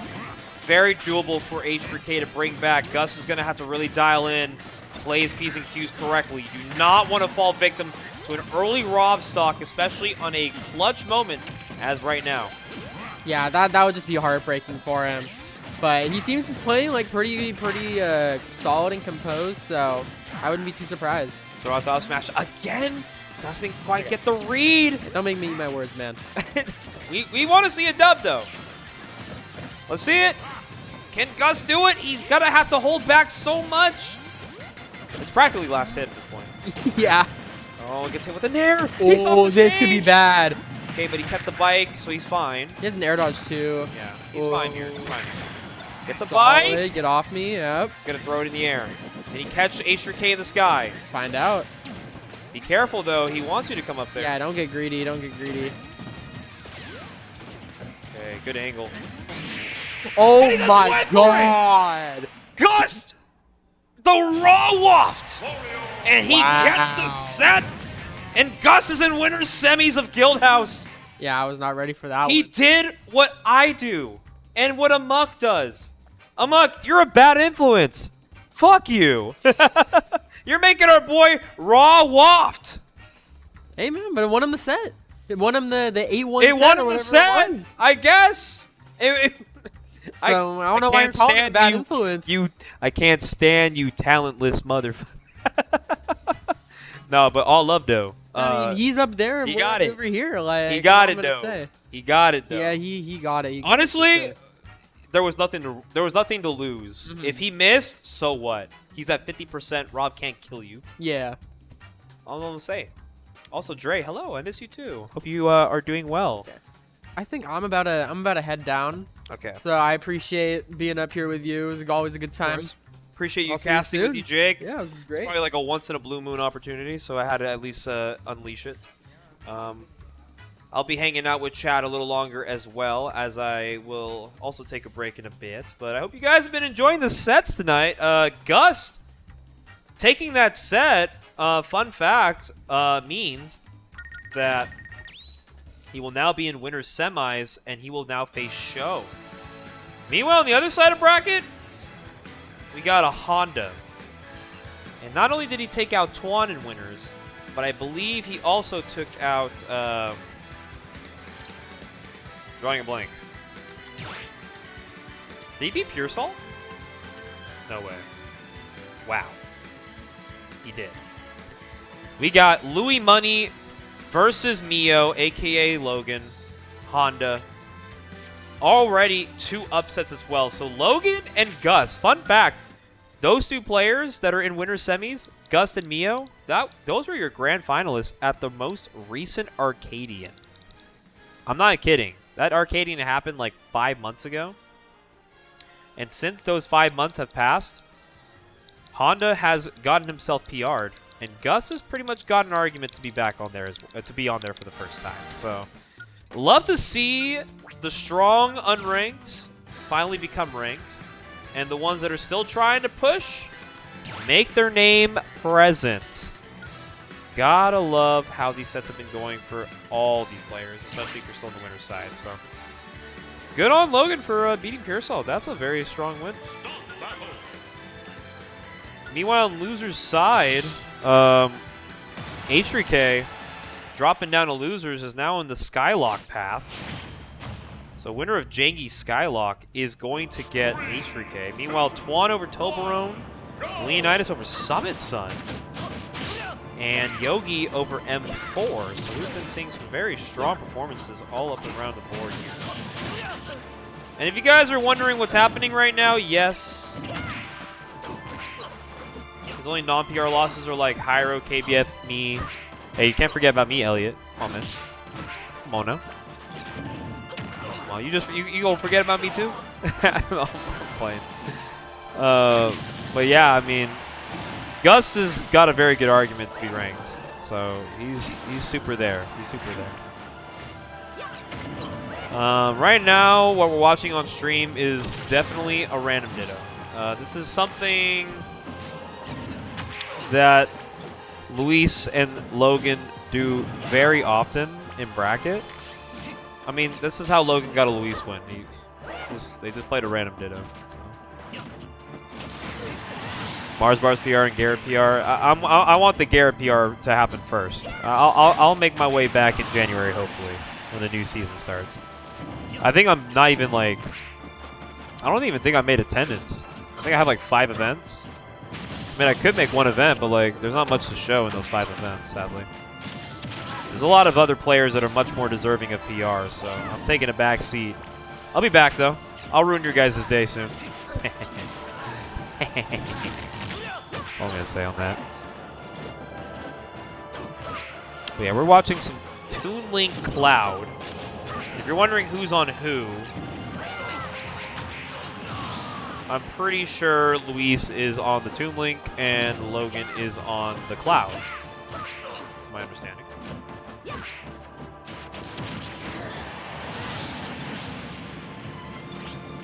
Yeah, we got a random Ditto. I feel like this might be a good time for me to take my leave because I'm down for random Ditto casting. I just don't know how much of it I want to watch. I'm just watching up air galore, dude. Yo, Toon Link is a really good character. Anybody else in chat think that Toon Link is really good? I think Toon Link is a really good character. Like, I'm not even kidding. No Johns or nothing. Like, I honestly think Toon Link is the best Link in this game. Obviously, that might be hella, like... Might be an outdated opinion, but I still think that... Okay, well... We also have the animations from Logan. He gets forward tilted by Toon Link. This is how he feels. It's like a speed crash out. I can't with this guy. Yo, Muck, where are you, man? I thought you told me that you were gonna make it out to Guild, man. I'm a little sad. There was 2 Jigglypuffs in bracket, and they were not named Mars Bars or a Muck. We had 2 other Jigglypuffs fight out there for us, man. You could have been in bracket. You and I chose not to play, but you told me you'd be here. You're too tired to? Oh, boo-hoo, man. Oh, what the hell? Next week? All right, better see you here next week. We are all going to Guild next week, yes, sir. That's probably around the time you guys are all done with finals, right? 'Cause I know, like, the reason why attendance is starting to explode a bit is because school's wrapping up. Mario Soul. Bro, if I end up getting a heart attack next Wednesday, I know where you live, bro. I'll haunt you in my afterlife. You're not safe.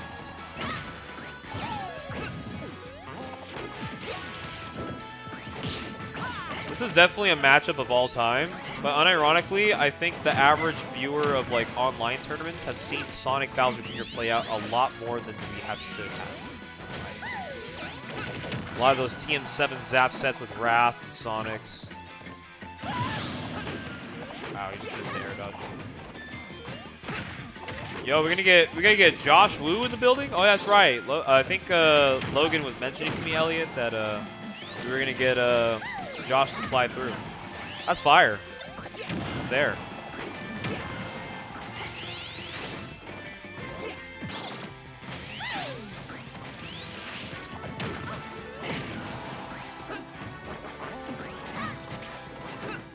UCLA finals end this week. I bet. Oh, good catch. Good catch with the up smash. So, an early SD from Luis's Sonic actually allows Logan to... He's so animated, I love it. Guys, don't even pay attention to the gameplay, just look at the player cams. I think the player cams is all you need to know about entertainment in this bracket set. Yeah, it's just Luis having fun with his good friend Logan. Playing in winter semis of Guildhouse, playing into the random Ditto. I'm like dead ass. I'm pretty sure the majority of their sets now have been random Dittos. Like they played at least like 5 or 6 times.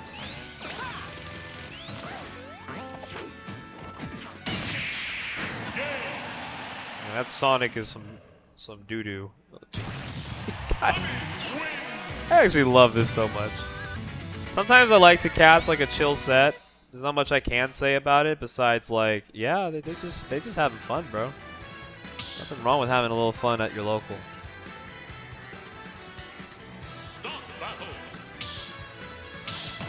So some updates here in top 16 for those who wanted to know. So Jangi did make top 16. She is now fighting Skylock for a chance to play H3K. Meanwhile, on loser side, we have Pure Salt over Leonidas. So Pure Salt will be making loser side top 8, where they will be facing Mudskip. So it's Pure Salt Mudskip for 7th. And then on the other side of bracket, Twan just eliminated Napster for 9th. And now Twan will be awaiting the winner of either Jangi, Skylock, or H3K. So we got a lot going on for loser side of bracket. Yeah, Skylock decided to lose his round 1 again, Elliot. Can you imagine? He just loves playing the game. He loses early so he can play more sets. I'm like convinced. I mean, this pit is no Skylock, but it's getting the job done, at least in this match. Oh, don't get hit by that, okay. He lost to Rob's, not his fault. Ah, you might be right. You might be right on that. Yo, can you choose a landing option, Logan? Like, Lord. Sure, Snake can land different ways. Oh, what an angle.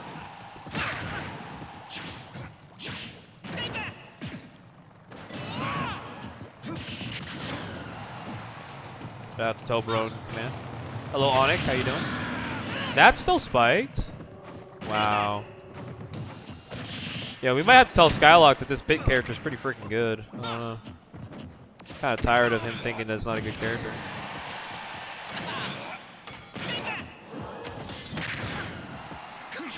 They're so funny, dude. There is a Toblerone Command. We made it like a year ago, actually. Because we had a conversation in the Guildhouse chat, I believe, between Aiken and somebody else. And we were talking about the history of the Toblerone chocolate bar. Or the nougat bar. Is it a nougat? What is it? I've had it before. I'm asking what the hell it is, and I've already had... Oh. Oh, wow. You're just dead. Alright, well. Luis takes game number 3 with his pit over Logan's Snake. I've removed it, but Aiken just re-adds it. Oh, true. You're a moderator, Aiken. You can do whatever you want. Alright, what are we gonna get a draw? Are we gonna get a good draw here? Daisy Diddy. I mean, just by looking at Logan's face, I think this random ditto might come to a close. Luis got Diddy Kong. So let me get this straight. Luis's draws in this random ditto have been Toon Link, Sonic, Hit, and Diddy. That has got to be one of the best draws you can get for a best of 5 set. Can we agree on that? I feel like Luis just got away with some really good picks. Like, his worst draw? I guess his worst draw was... Does he even have a worst draw? Like, I mean, lost with Sonic, which is ironic because Luis used to play Sonic and got ranked with Sonic as a secondary. So it's kind of funny that the one character that doesn't win is the character that he actually did once play.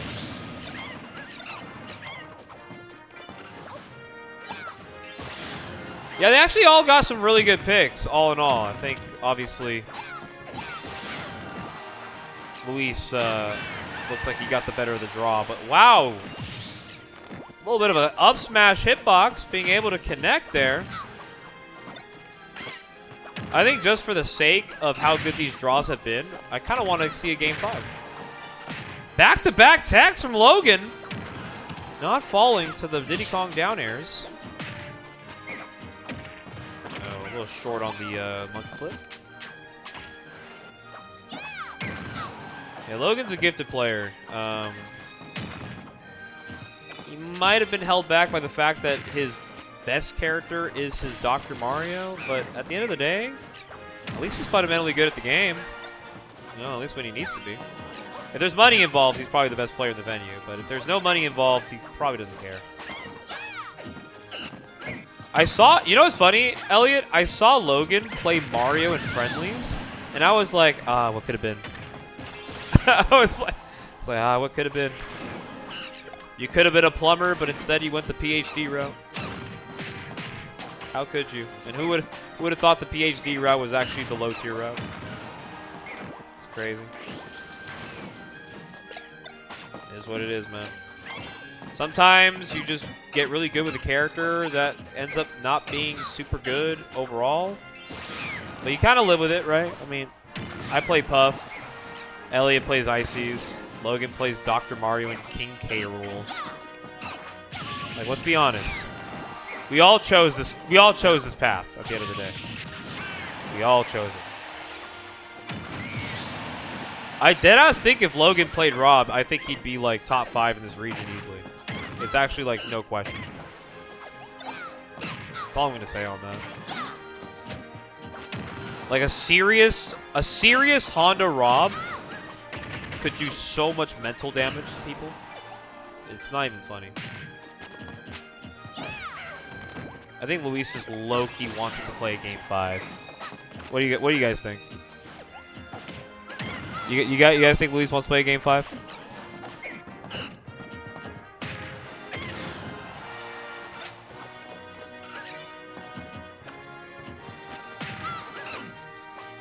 He's looking for a kill confirm.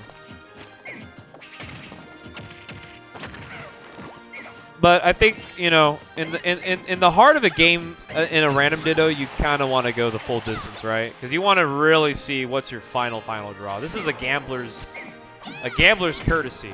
Like, what character do you really want to finish with?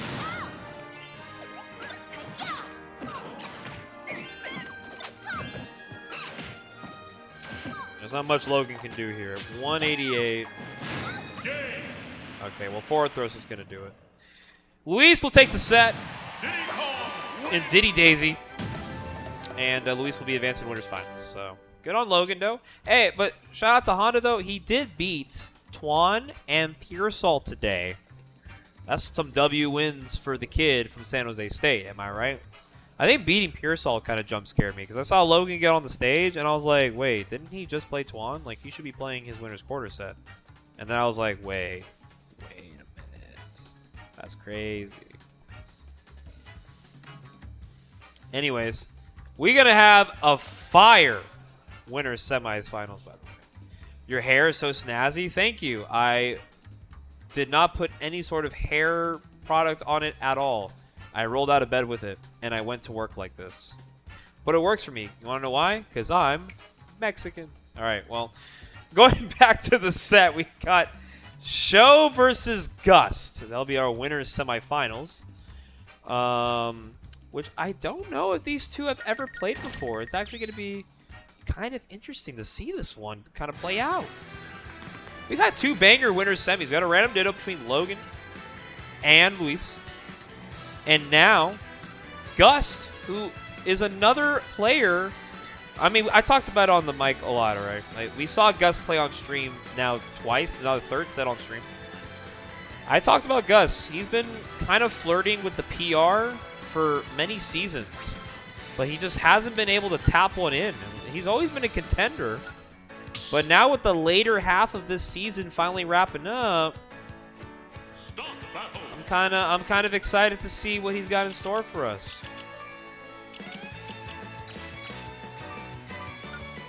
Yeah, Play's not surprised because like, I would have made this run. I'm beating those players too any day of the week.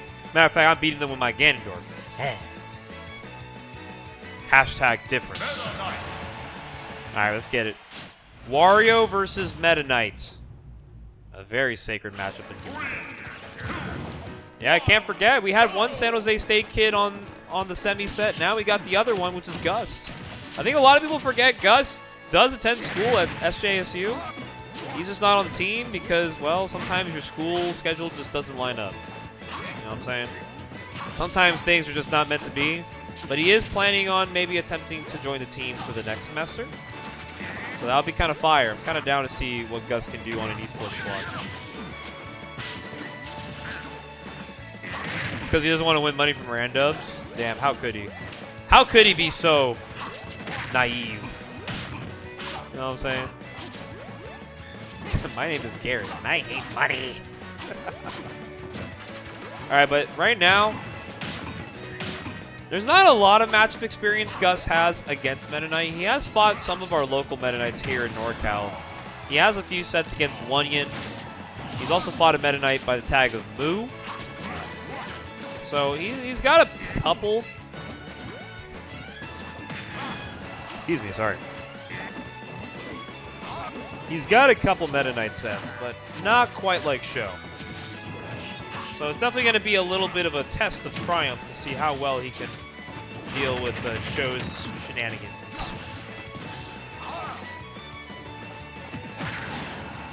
Okay, he does get a punish though with an upset.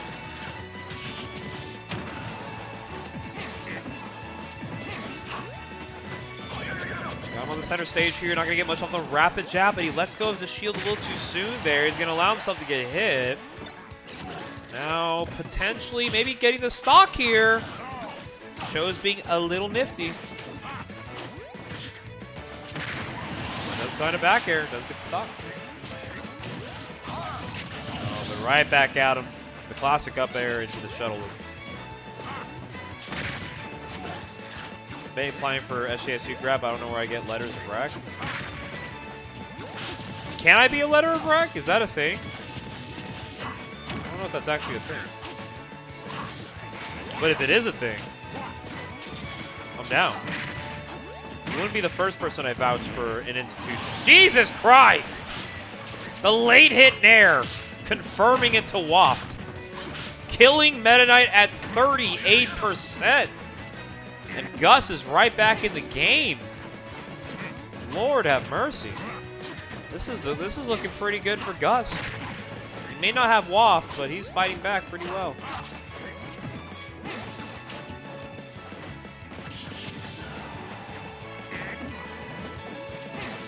Okay, gets off the ledge. Nice B reverse chomp. Gets at least some guaranteed damage and replenishes a little bit back.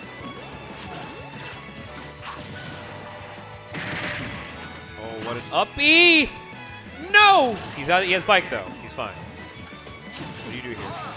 Ah, he got hit by the lingering up air, and he gets the stock there. So Show takes game one, but very well played out comeback effort from Gust, almost actually bringing that right back.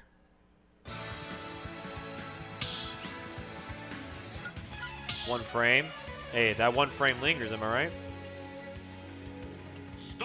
You're supposed to be the dumb Twitch chat that lets the caster think he's right. Come on, guys. Play your part. Play your part!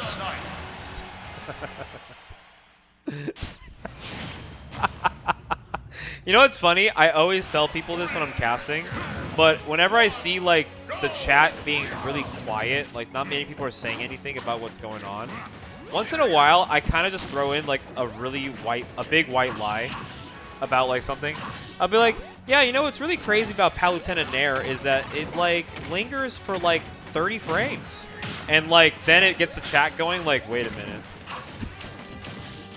But, like, I ignore everything they're saying to me because I'm just like, I'm going to pretend I'm right. Professional rage standard. Oh, God.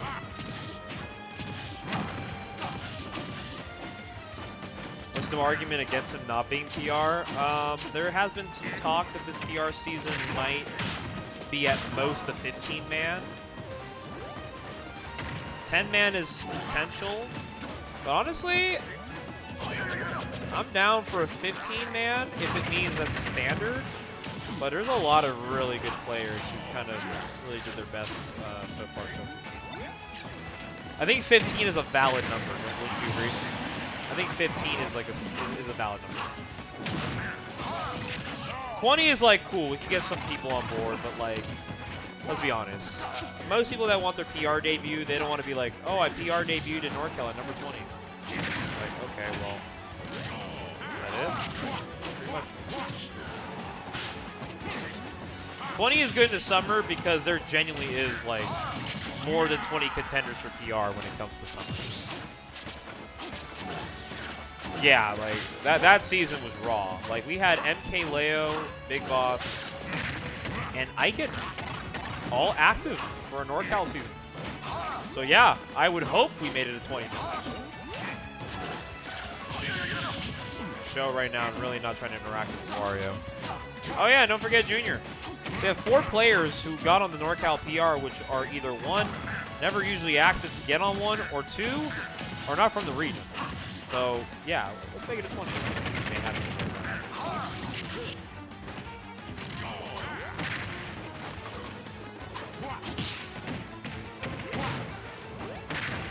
You were ranked that season, Rayhan. We can make a 27-man PR. We can put Sword Hero at 27. Any agreements? Any agreements on Sword Hero at 27? Oh, that is too perfectly spaced. Got the force match. Got the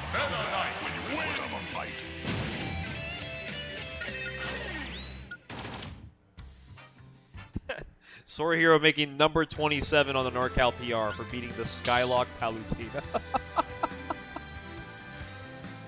Lol, dude.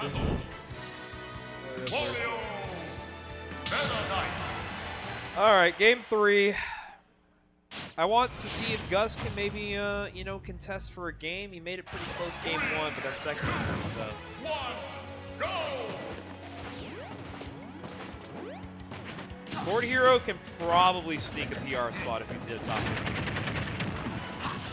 I mean, like, low-key, Sword Hero, actually, unironically, he probably watches the VOD back, so he just loves hearing like about him. But imagine we put Sword Hero ranked, because he does have some pretty strong, like, unranked wins. He has a Skylock win. He has a mobile win. I gotta think who else he, like, beat one time at a youth. Kind of tough to tell. Now, let's bring Klaatu back into the rankings, guys. Let's make sure Koopa's back, Klaatu's back. Let's get Jeffrey on the PR. Let's get Jeff Sobon back on the PR.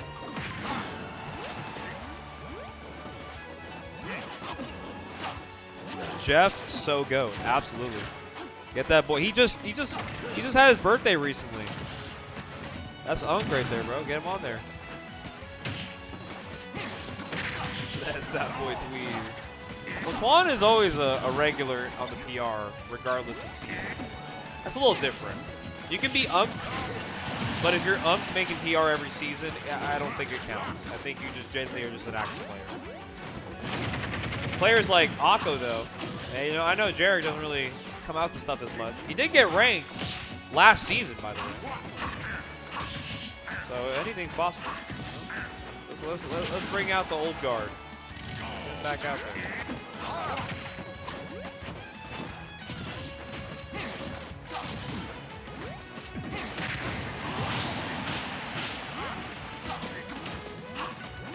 All right. Well, we got ourselves 2-stock situation between these two. Show has really been playing well all throughout this bracket. And this is not a bad player to have to fall to in winners, especially this deep in bracket if you're Gust. I mean, Gust was our 11th seed, I believe. And he's already guaranteed 5th. I think he's pretty happy with getting at least to fighting somebody new.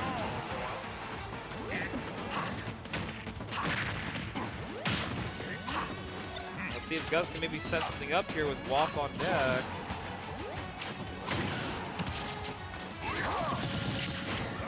No bike, and he just catches the ledge. The side B. This is Gus's last chance, but he does find a WAP confirmed. So now it's last stock. I can still see a world where Garrett can maybe punch one in. But Show's not going to make it easy.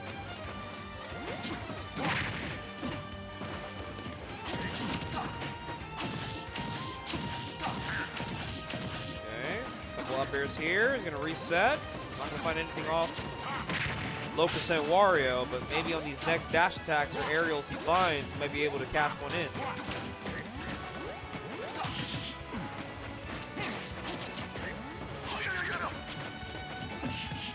Dash grabbing, back throw.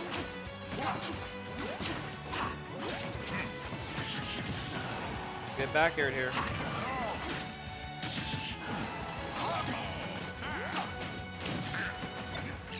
No bike. Let's get a grab here. There is a waft kind of ready. Bike does more damage, 53.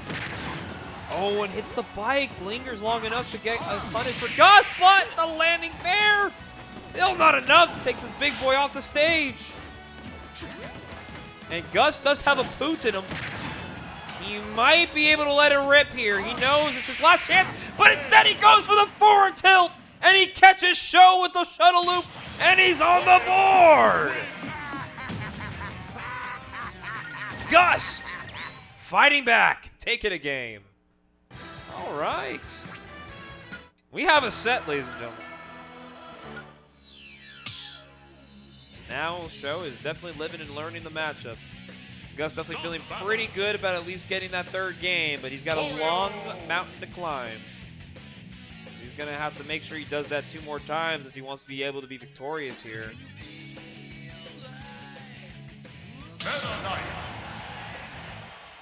All right, let's be honest with me, chat, since we got Live and Learn playing in the background. Who has ever played the original Sonic Adventure 2? I feel old as shit, because whenever people tell me, like, oh yeah, I played Sonic Adventure 2, and I'm like, oh yeah, for what console? They're like, oh, I played it on the GameCube. And I just start crying. So I'm just like, oh, you played it on the GameCube? I played it on the Dreamcast. And then they tell me, what the fuck's a Dreamcast? And I'm like, oh. Oh, no. oh, no. Hurts me every time, I promise. I get it, guys. I get it. I play on hardware that was from 1990. What's a Dreamcast is low-key wild? Dude, I did get asked that, and I was just like, damn, do I wait and keep going about this? I feel like a Dreamcast is sort of known. I feel like if you know your consoles, like, it's not that crazy of a console, though, right? Okay, that's just gonna do it right there. I thought the Dreamcast had some pretty iconic titles, bro. I don't know. It did spawn some pretty fire arcade games. Like Power Stone. I know y'all remember Power Stone. Somebody in the chat knows what Power Stone is, please. Warren didn't recognize an N64 controller? Isn't he older than me? Dude. What do you mean? Oh, that shuttle loop is ruined for percent, yeah.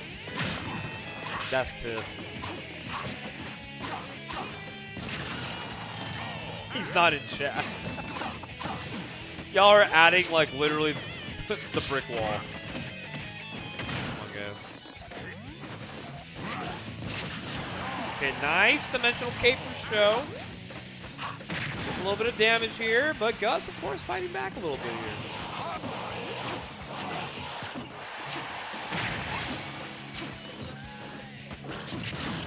Back throw. Does get the reversal, so 2 stocks apiece.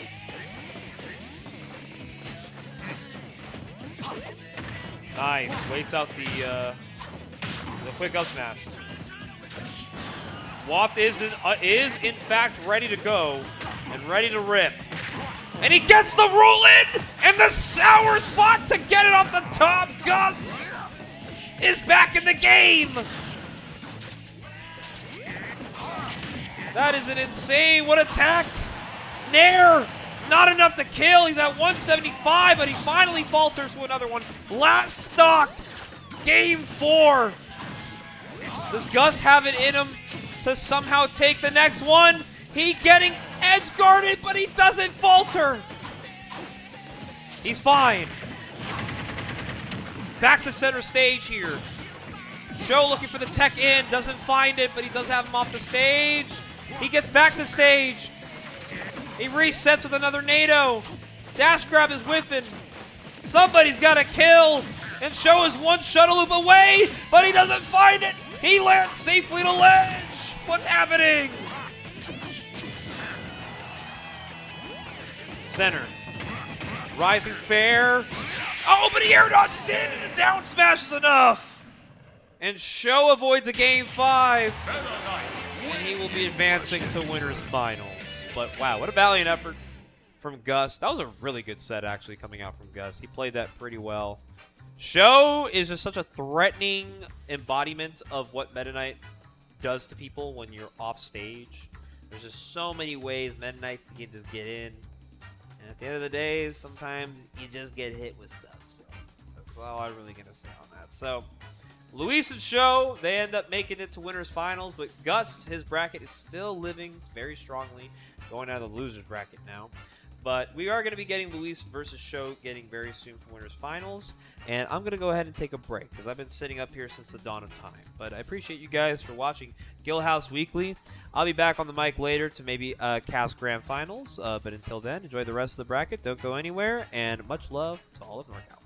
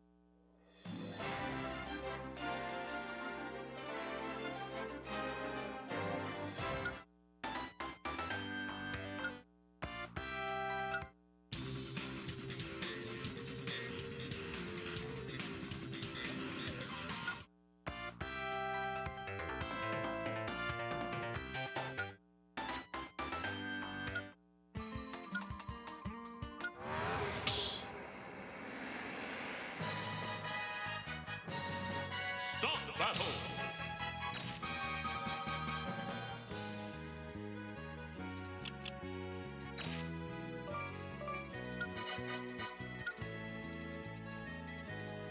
Mithra.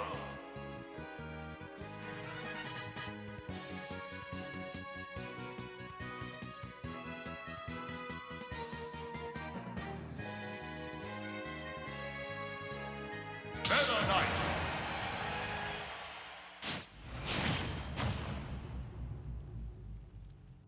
Three, two, one, go!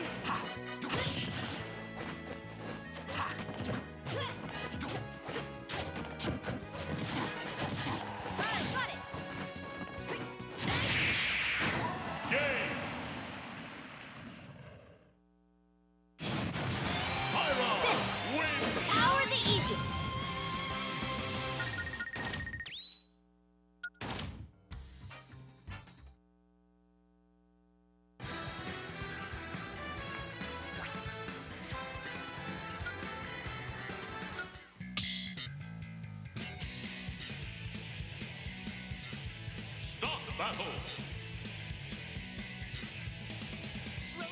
Mithra Meta Knight.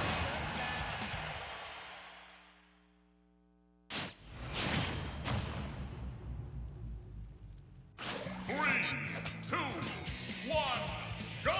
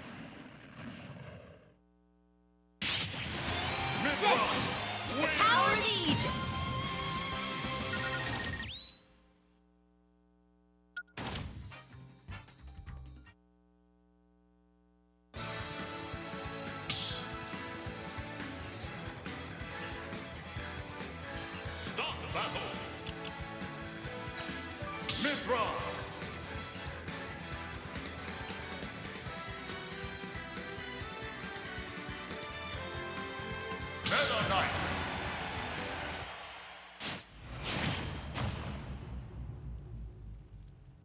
Three, two, one, go!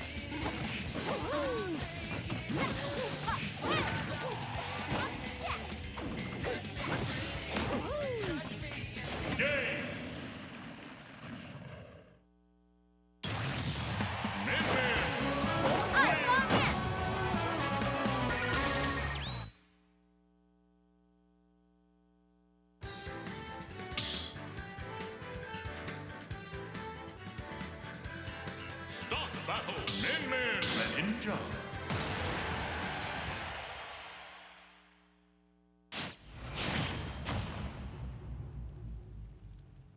Three, two, one, go!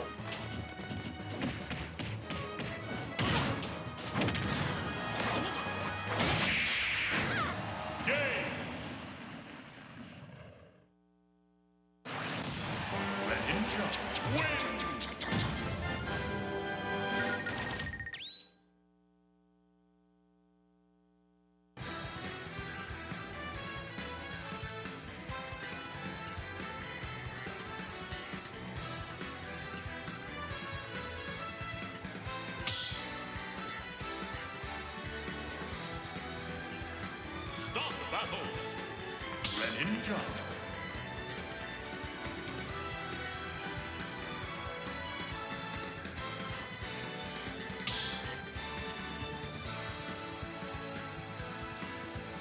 Stop battle.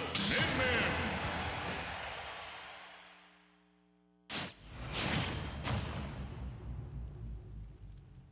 Three, two, one, go!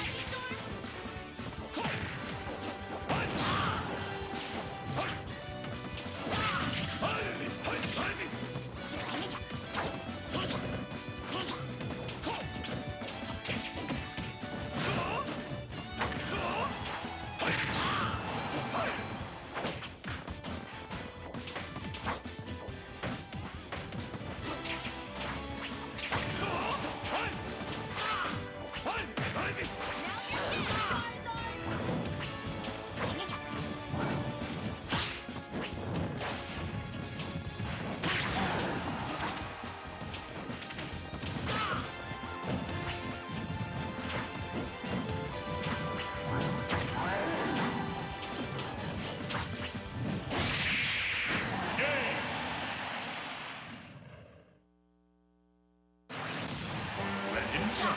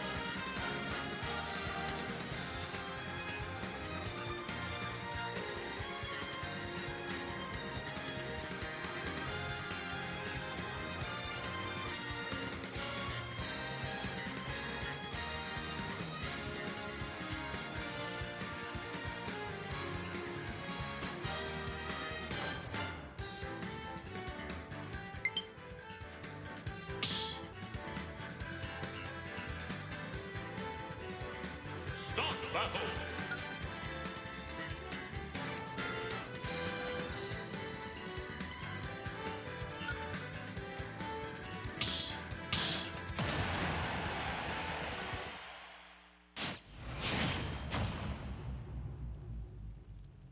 Three, two, one, go!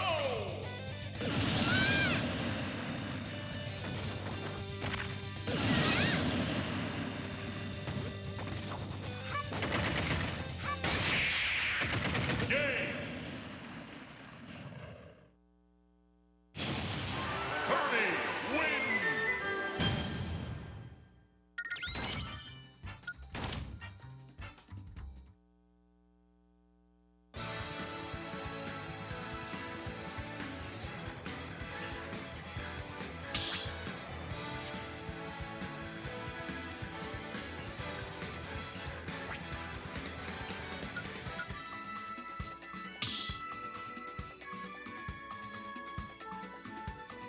Start battle! Wario Dr. Mario!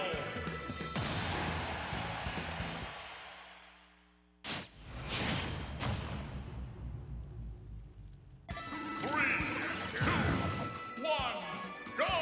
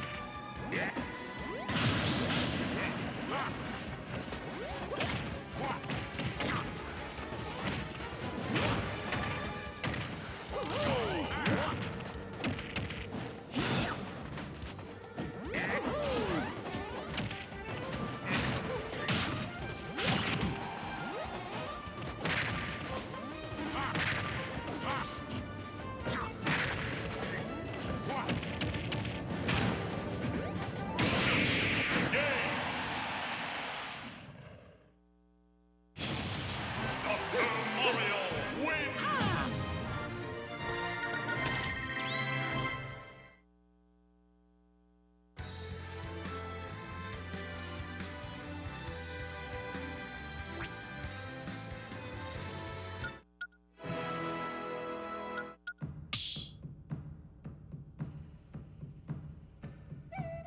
Start the battle.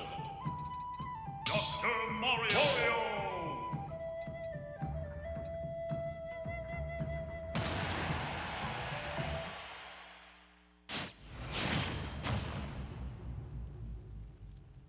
Three, two, one, go!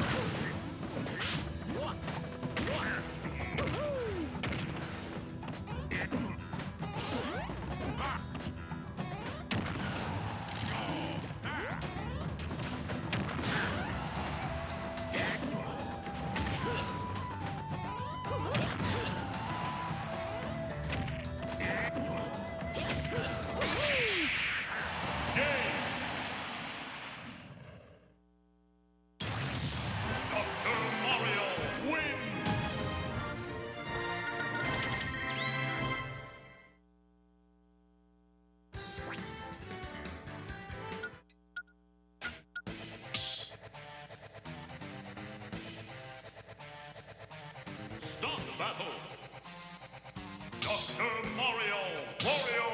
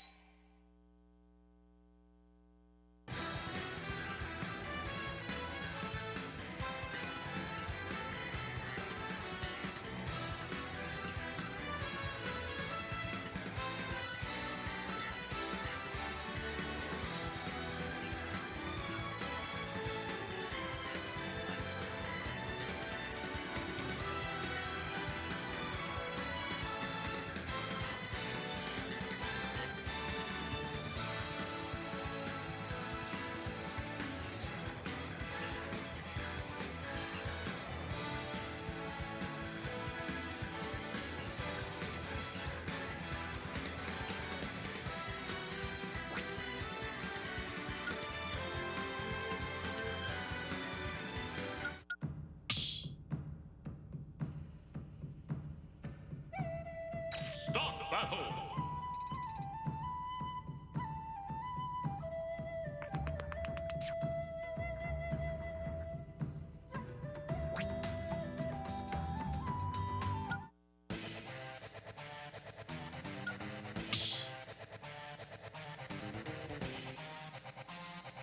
Start the battle.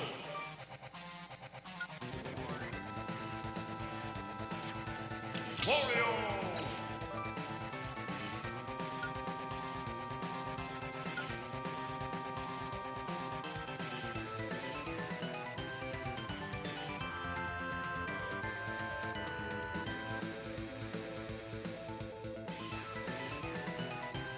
Meta Knight.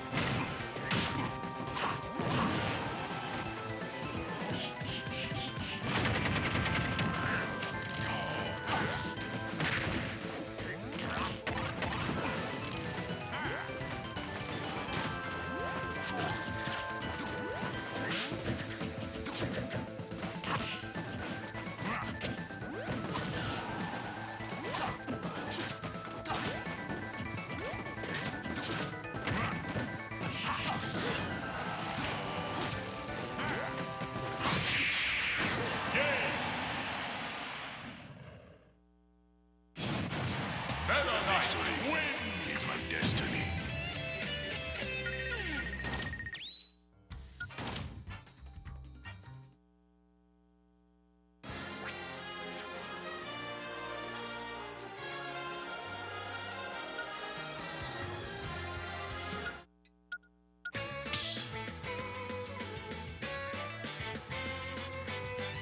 Start battle.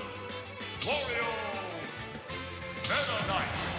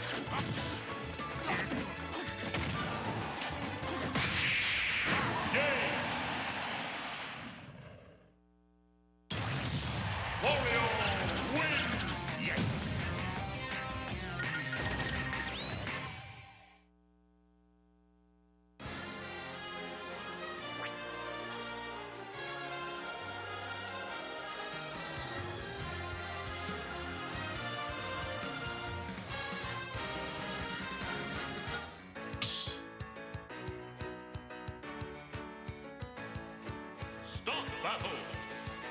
Meta Knight. Wario.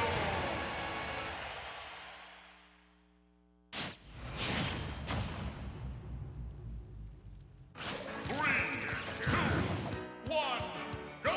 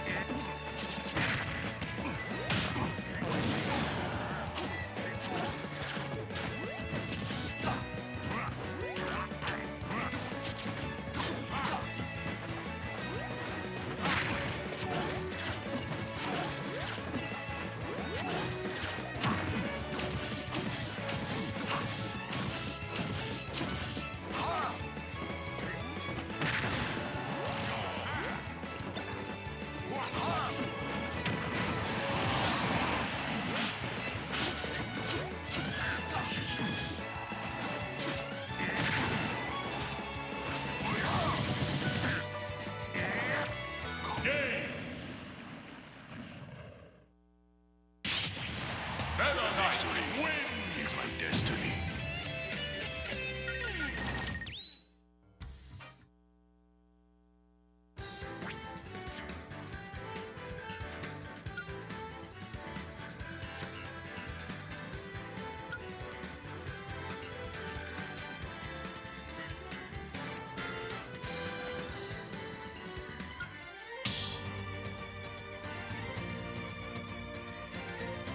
Start the battle. Meta Knight.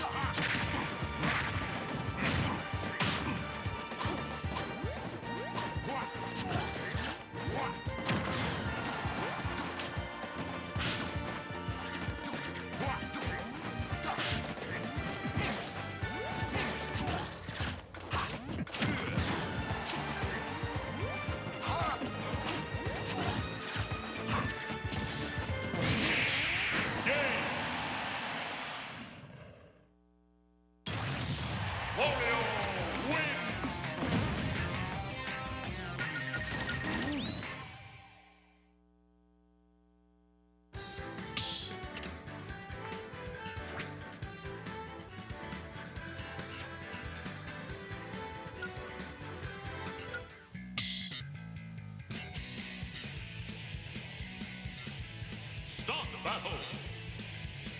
Meta Knight Warrior.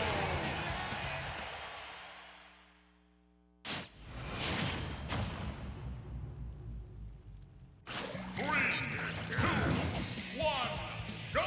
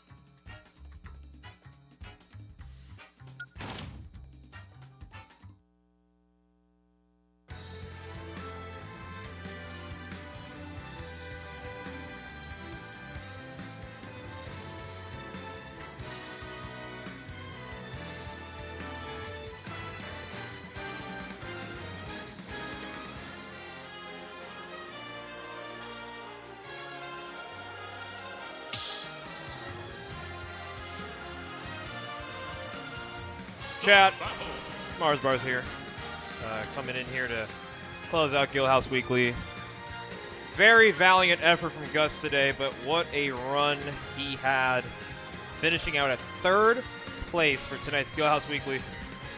Gust took out Alsoda, H3K, sent to losers by Show, and then in losers beat Pure Salt and Honda. This man took home 4 huge ones in his bracket path today for a very respectable 3rd place finish. I'm not gonna lie with you though, the way he won game 4 was high key criminal, and we should probably arrest him for what he just did. I ain't gonna lie. I ain't gonna lie, Jeff. So we are back, grand finals. Good old Luis and Show, 1 and 2 seed of tonight's bracket. But Gust, 3rd place as the 11th seed. Just let it be known, guys. Never let a seed define your performance in bracket. Let yourself define yourself. In many ways, more than none. But yes, we got Aegis Meta Knight How mad was Brian, Mario? He looked pretty upset losing to Garrett. I don't know how upset he was when he lost to Hayden. But I can let you know right now, he definitely did not have a good day in bracket today. But everybody else though looked like they had a good time. Got some randoms happening downstairs. Not to mention the venue is practically kind of empty because now it's like pretty much close to closing time. So it's really just grand finals and then boom, we're kicking everybody out.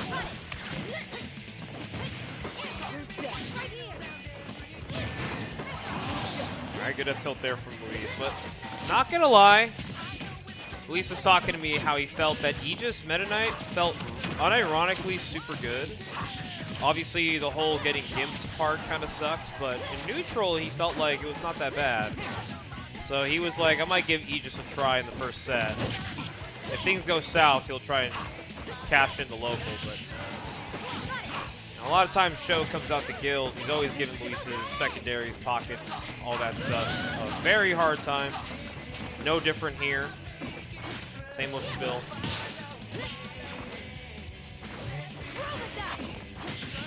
Like the effort to maybe get a little bit of some damage there, but not quite gonna find it.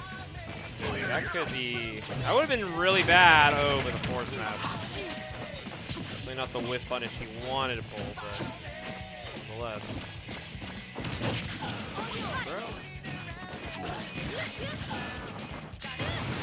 He got a down smash off the air dodge read.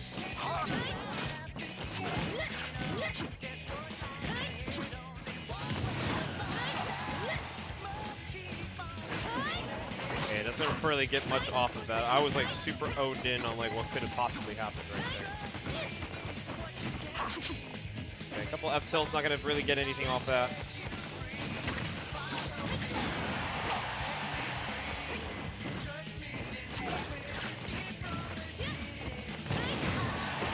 Does get a dash attack. His last stock now. It was very doable for the Aegis to maybe bring it back, but of course, Show is looking to at least tack a lead here. Guess I'm going for him. I believe Luis is currently on Twan's maybe control scheme, but not necessarily like a bad thing. It's probably intentional that he's on these controls. Dead.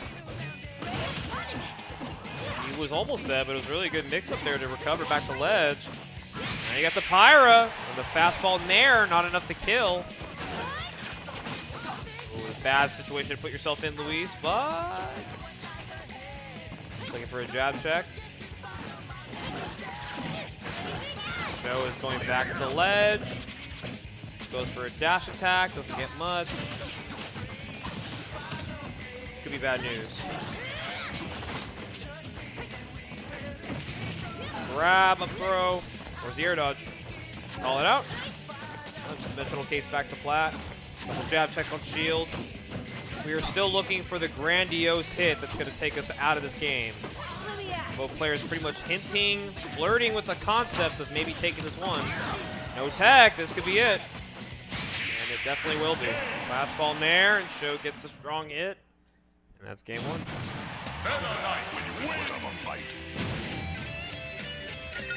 Appreciate everybody, of course, tuning into the Guildhouse Weekly. It's been a really fun bracket all around. It's been actually really fun to see a lot of players go on some very solid runs. Gust, of course, is the narrative of the night. Took out 4 players seated above him by the tags of Alsoda, H3K, Pure Salt, and Neo, aka Honda. And only falling to Show twice. He is currently now up 1-0 in his grand final set number 1. We're sticking out with the Aegis, but unlike the toothpaste ult, it's not looking any fresh. But he's gonna have to make it work. He wants to be able to cash in a Guildhouse Weekly here with the tried and true of the pockets. Sometimes they run deep, but other times they might slip through the cracks. You might find yourself lacking. Who knows?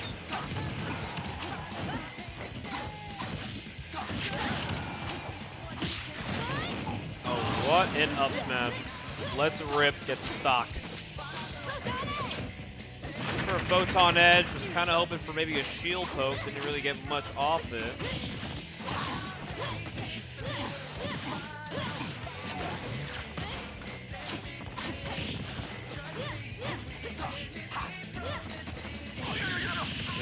dash, my bad. Run up and rapid jab. Get something going right here. Off the ledge, can we see a stock from the Pyra?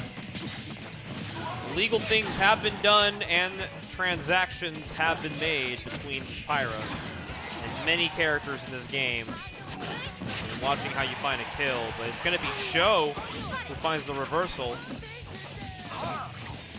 Oh, that's going to be it. No! Not even a single stock taken off of the whiff. These boys are different, I don't know. Nice down smash there. It's going to secure it for Luis. Now taking a one stock lead after dropping his first one to a forward smash there from Sho. Now he's playing with a full stock lead here. Matter of getting your damage is what's going to be the big story here. What's up, Verm?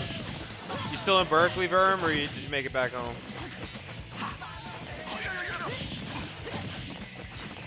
Good old college town. Just got home. Hell yeah, dude. Hopefully you had fun with your festivities of the night. Sho.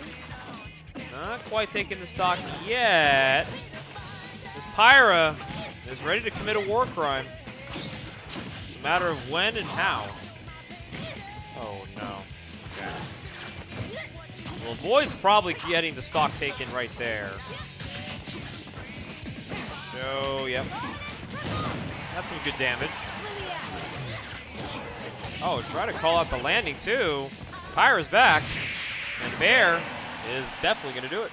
So game 2 going to Luis. We now have a split set. Power the Aegis. And the Aegis will probably see another game for sure. Chat, hope you guys are doing well at night tonight. We are approaching the end of the year. Christmas is about 2 weeks away.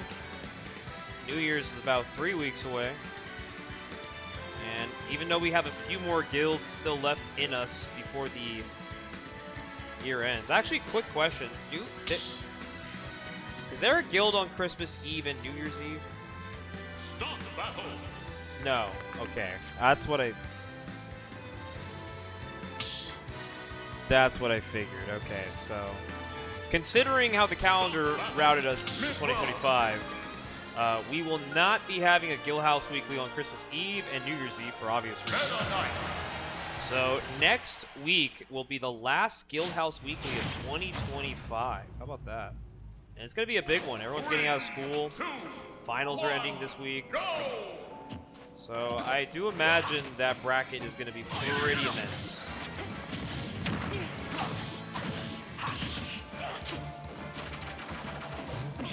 There will be Versus Reborns. There will be a Versus Reborn on this coming Tuesday the 16th and the 23rd and the 30th. So we will still have youth nets. I will not be hosting the next weekly that's coming up. I'm actually going to be busy that Tuesday. I do have my backup TOs, Body and Z taking over, so you have coverage. But I'll be back TOing YouthNet on the 23rd. That'll be the game. Okay, getting a couple dares, but a really good tech from Sho right there. Probably avoiding maybe getting dribbled up and down like a basketball and scored off the side. There's a lot of end lag that came out of that. There's a whole lot of hoopla happening also. That down smash covers a lot. And Luis just barely making it back on the Mithra switch.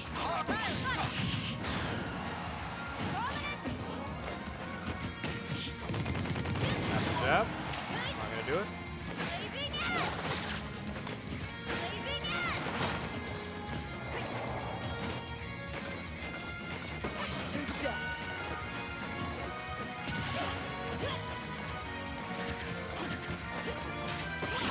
A whole lot of nothing happening right now, Chad. I can't really describe to you what I'm really watching here, but we do finally see a back air coming out from the Pyra.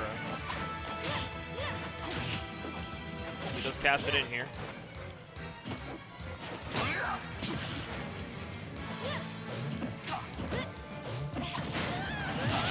does catch the ledge there with a down air. Now we're 2 stocks apiece.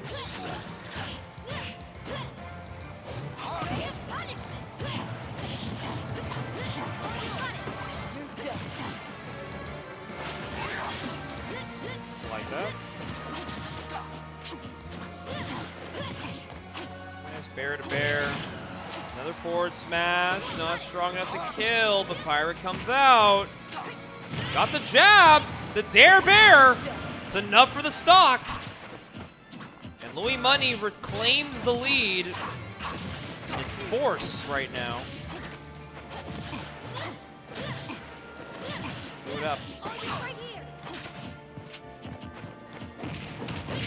Get the grab.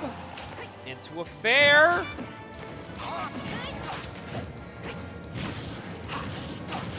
Okay, up tilt, up airs. The up airs galore. Looking for this stock. Pyra is just a heavy woman. Takes a lot of damage to really take her off the top, but that is a confirm that for surely takes it off the top. At least now a game away from cashing in another Guild Weekly. Playing some Pyra Mithra. So we'll see how this game 4 unfolds. Also, chat, before this bracket ends, we got Lammers in the chat. I don't know if you guys know this, but the boy just turned 21. Did you say happy birthday to Lammers today? If not, now's your chance. I'm just saying. This is your chance to tell Lammers happy birthday. Everybody in chat say, happy birthday, Lammers. Need to see more than just a few chats, though.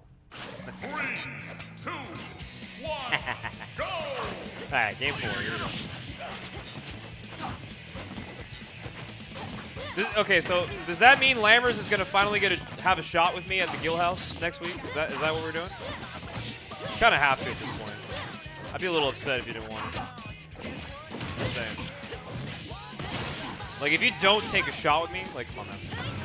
This is like your entry of passage to becoming one of the grown men of this region. Me, you, Luis, and anybody else who is willing to take a shot. Gotta get everybody all together. Yes, Salt Lord is older than Lammy. By a whole 9 months.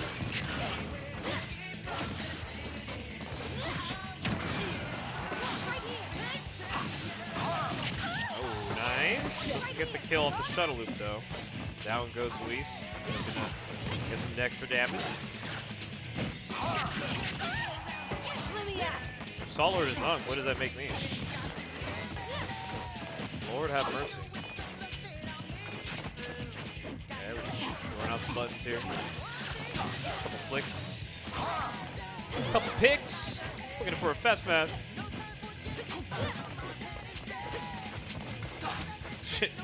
Geometry. Wow. Alright, thanks guys. My next birthday is going to be called a straight up fossil at that point. Luis is playing this pretty well. An awkward landing from Show. It does get caught from Luis. That almost looked like it could have gotten the stock. Oh, he was looking for a footstool. He's funny. Hey, sometimes when you're in those situations where you know you're dead, you gotta go for something. Let's see if Show can find the ladder here. Not quite on his first try. Down throw. He's got him off the stage, though. Might be a bad spot to be in if you are Luis. And he will miss the tech on the up B. Now Show is looking like he might be able to push this to a game number 5.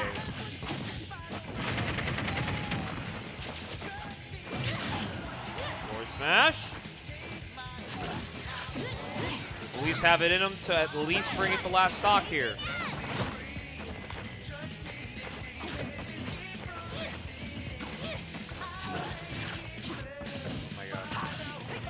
Down tilt. Late hit on the dash, and a fast fall nair gets the stock. Last stock situation for both competitors. Luis on tournament point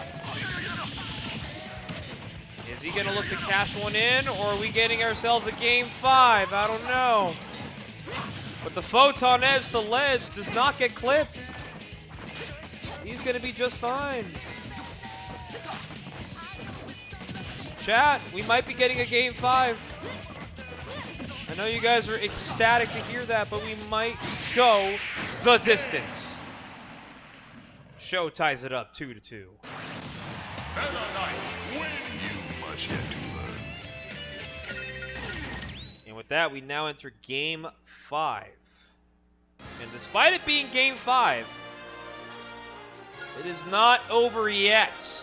A reset can still be in place if Show is able to take the set here. Start the battle. Mithra. And Luis is sticking it out with the Pyre Mithra, and Show as well sticking it out with the Meta Knight. Tried and true from game 1 to now. Only one champion can remain, and Luis is looking to just cash it in right here, right now. As Guildhouse staff is praying Luis can at least win this game 5. Just trust me. We love Smash, but we also do love being able to go home at a normal time. The juggle game is going to come out here from Luis. He's going to look to hack on some damage. 65 on the opening. Back to 74. Get the hits that he needs. Gets a photon edge. Maybe clip him a little bit there. Maybe a panic recovery, perhaps, too. 102% though. Looking for the landing with the down smash, but he doesn't get punished majorly. Dash grab missing. Dash grab missing. Someone might die here.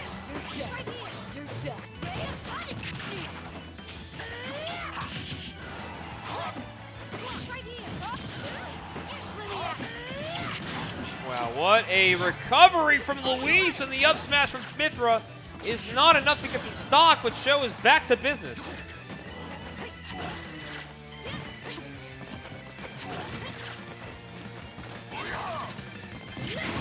And he does catch the side B with an up tilt. Luis taking first blood.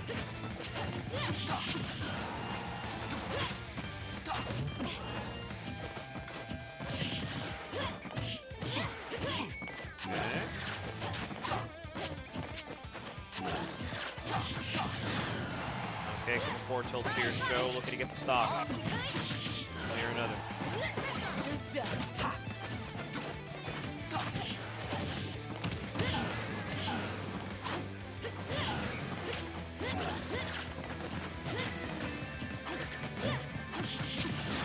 Okay, that tilts.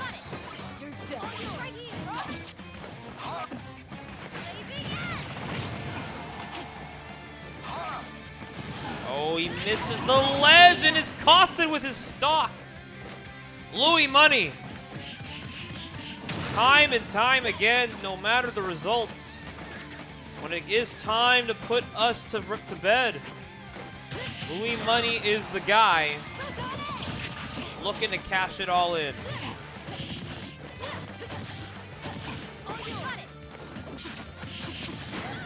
Okay, that's going to get a stock, though. 39% on Show's final showing here.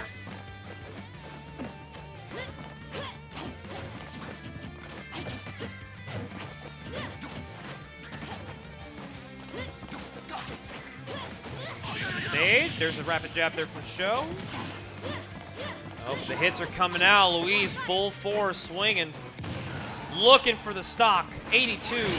And he goes deep for the down air, and Louis money takes home Guildhouse Weekly. And he does it in the only way he knows, and that is in style. Sometimes.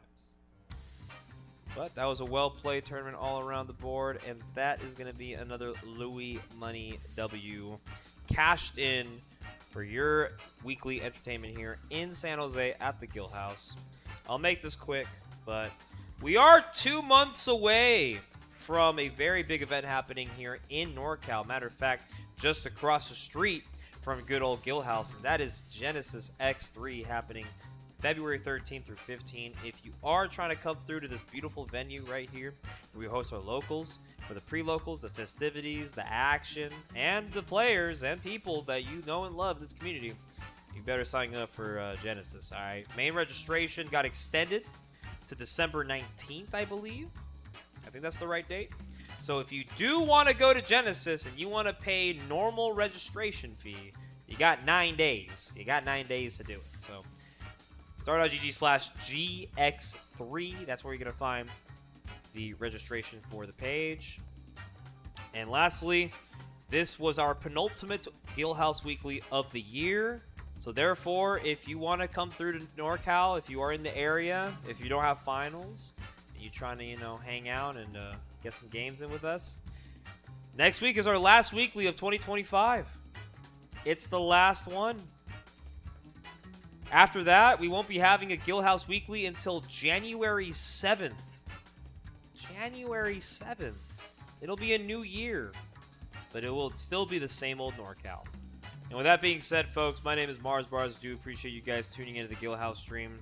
Please drop a follow if you're new to the channel, or if you're feeling really kind of courteous for this holiday season. Hey, if you got an Amazon Prime, that's 30 days ad-free of Guild, but maybe with all the announcements I just said, maybe wait and hold on to that until the new year. How about that, okay? But with that being said, please sleep well, get some good rest, and I'm going to figure out what I'm going to eat because I am hungry. So, toodles.